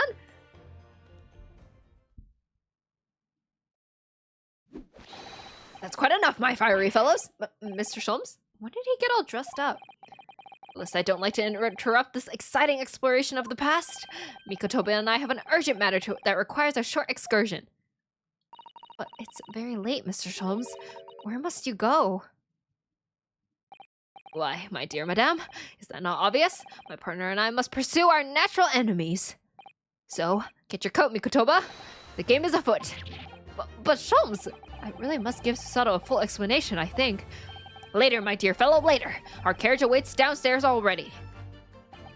Mikotoba egg Sholmes? What do you mean? You haven't changed one iota, have you? I mean, really. Wait, Sholmes is like twice her age. I visit our home after 10 long years, and when I open that chest in a fit of nostalgia, I quite inexplicably pass out. And as if that wasn't enough, when I eventually regain consciousness, I'm pulling straight into all this. Father, please. Go with Mr. Sholmes now. What? I have no doubt that whatever happened, you were acting in everyone's best interests. I trust you. Completely. Aw, Susato, what a good daughter. Susato? And sending the great detective and his great partner off on a renewed adventure together? Is more than I could have hoped for in my wildest dreams. Aw, cute. Very well then, we'll speak again later. So, I believe your work is done for the day. I wish you the best of luck for tomorrow. Yes, Naruhodo, good luck in battle. And in reaching a decision. A decision? About whether to go back to Japan, I suppose. 今日はあまりにもいろいろなことが起こりすぎた。しかし後になって僕たちは知ることになる。その混乱の中にこそ全ての真実を知るために必要な手がかりがあったのだと。そして僕自身が覚悟を決めるためにもそれは必要なことだったのかもしれない。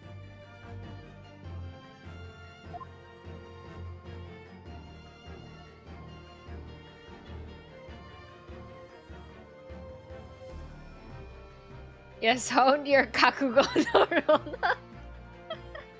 And where's the to be continued?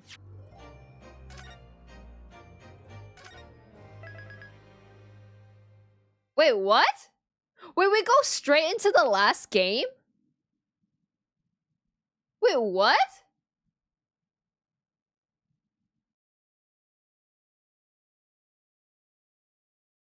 Wait, what?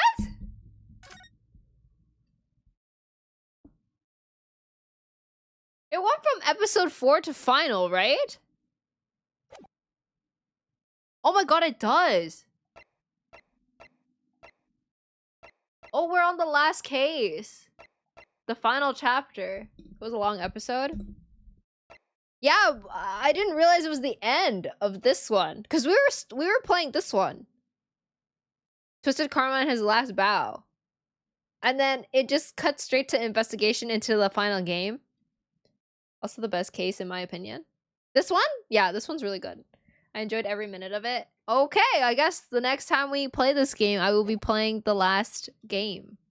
Or the last case of this game.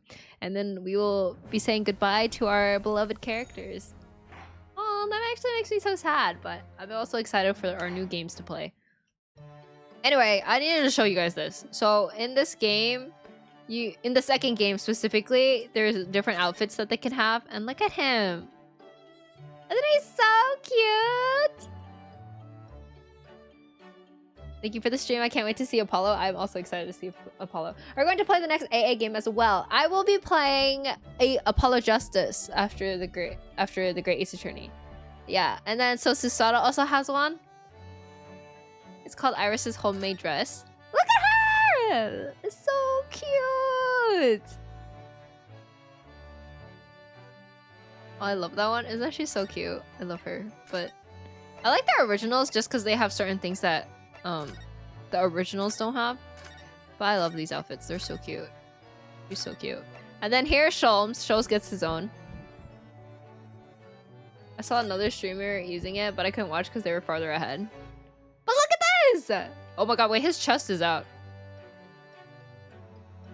But anyway, I really like this one because of his hat and his goggles that he doesn't get with this outfit. So that's why I just kept it. Oh shoot.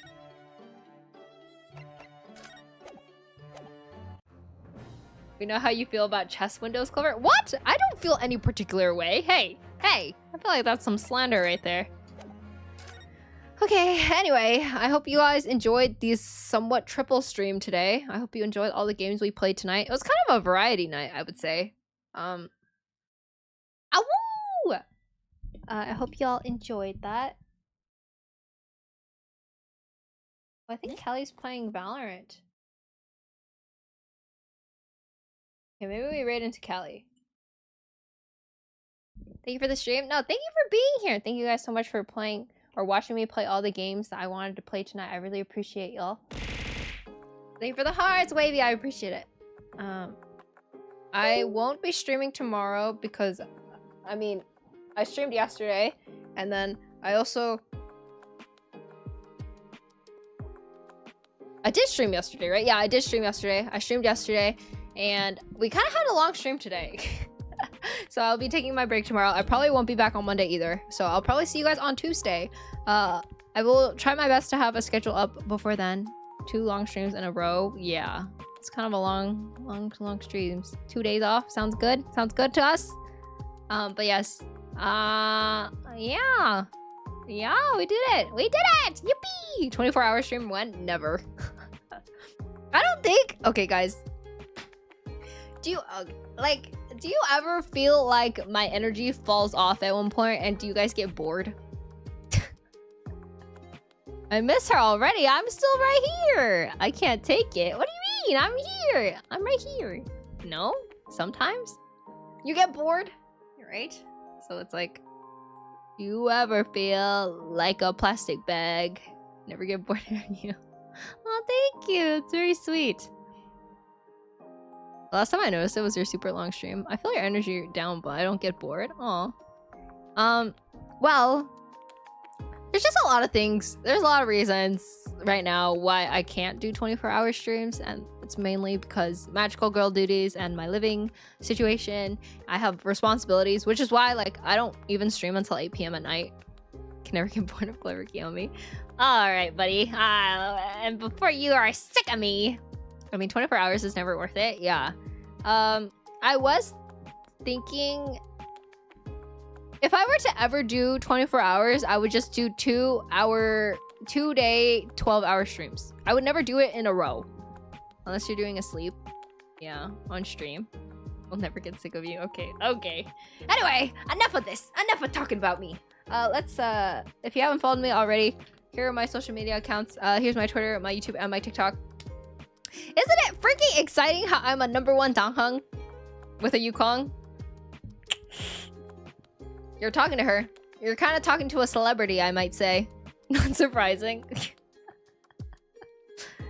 Okay, okay, all right. I'm glad that this is normal for me. Most people are like, "Are you insane? You are the #1 Dangheng. I am the #1 Dangheng ever. Yes, yippee! You're already famous to me. Oh, thank you, Lord. It's an honor to talk with such an individual. Yeah, I know your name too. Isn't that crazy? You're the wife. It makes sense. That's not exactly true. You can't mix business with pleasure, you know? Sorry, I'm just yapping now. Here's my Discord if you haven't joined already. I talk pretty often in there, so yap. You can say good morning to everyone. Please remember to introduce yourselves. I love reading about, like, if you even know what Oshis mean. Yes, but let's raid Callie. Callie's playing Valorant. Maybe I'll jump into Callie's Valorant games. If she'll let me, if she'll have me. But I don't know, maybe she's just playing... maybe she's just playing death matches. Hi everyone, good night Tina, good night Elasmo, good night Holdada. Here's my raid message if you are subbed. If you're not subbed, here's my raid message. Wait, no, the other way around. If you're not subbed, that's my raid message. If you are subbed, it's the second one. But yes, thank you guys so much for spending time with me. Thank you again. I really appreciate you guys. I'm really excited for this next part of Ace Attorney. It is one of my favorite games of all time because I just love the way it ties everything together. Like, the plot twists are so good. And I feel like even though we're at the very last case, there's so many things that need to be answered. And I think the way they tie it up is really, really good. So I'm really excited to see everyone's reactions to it. And I also forgot almost everything. So it's so good. I'm so excited. I'm excited. I'm so glad to hear that you are too. And I can't wait to see everyone's reactions. It may take 2 nights though. Oh, we definitely aren't going to be finishing it in one stream. React to what? Hi Lucas! To the Ace Attorney game, because we're almost done with it, and I'm really excited. I just woke up. Good morning! We're actually raiding Callie right now, and she is playing Valorant, and I think she's just playing death matches though.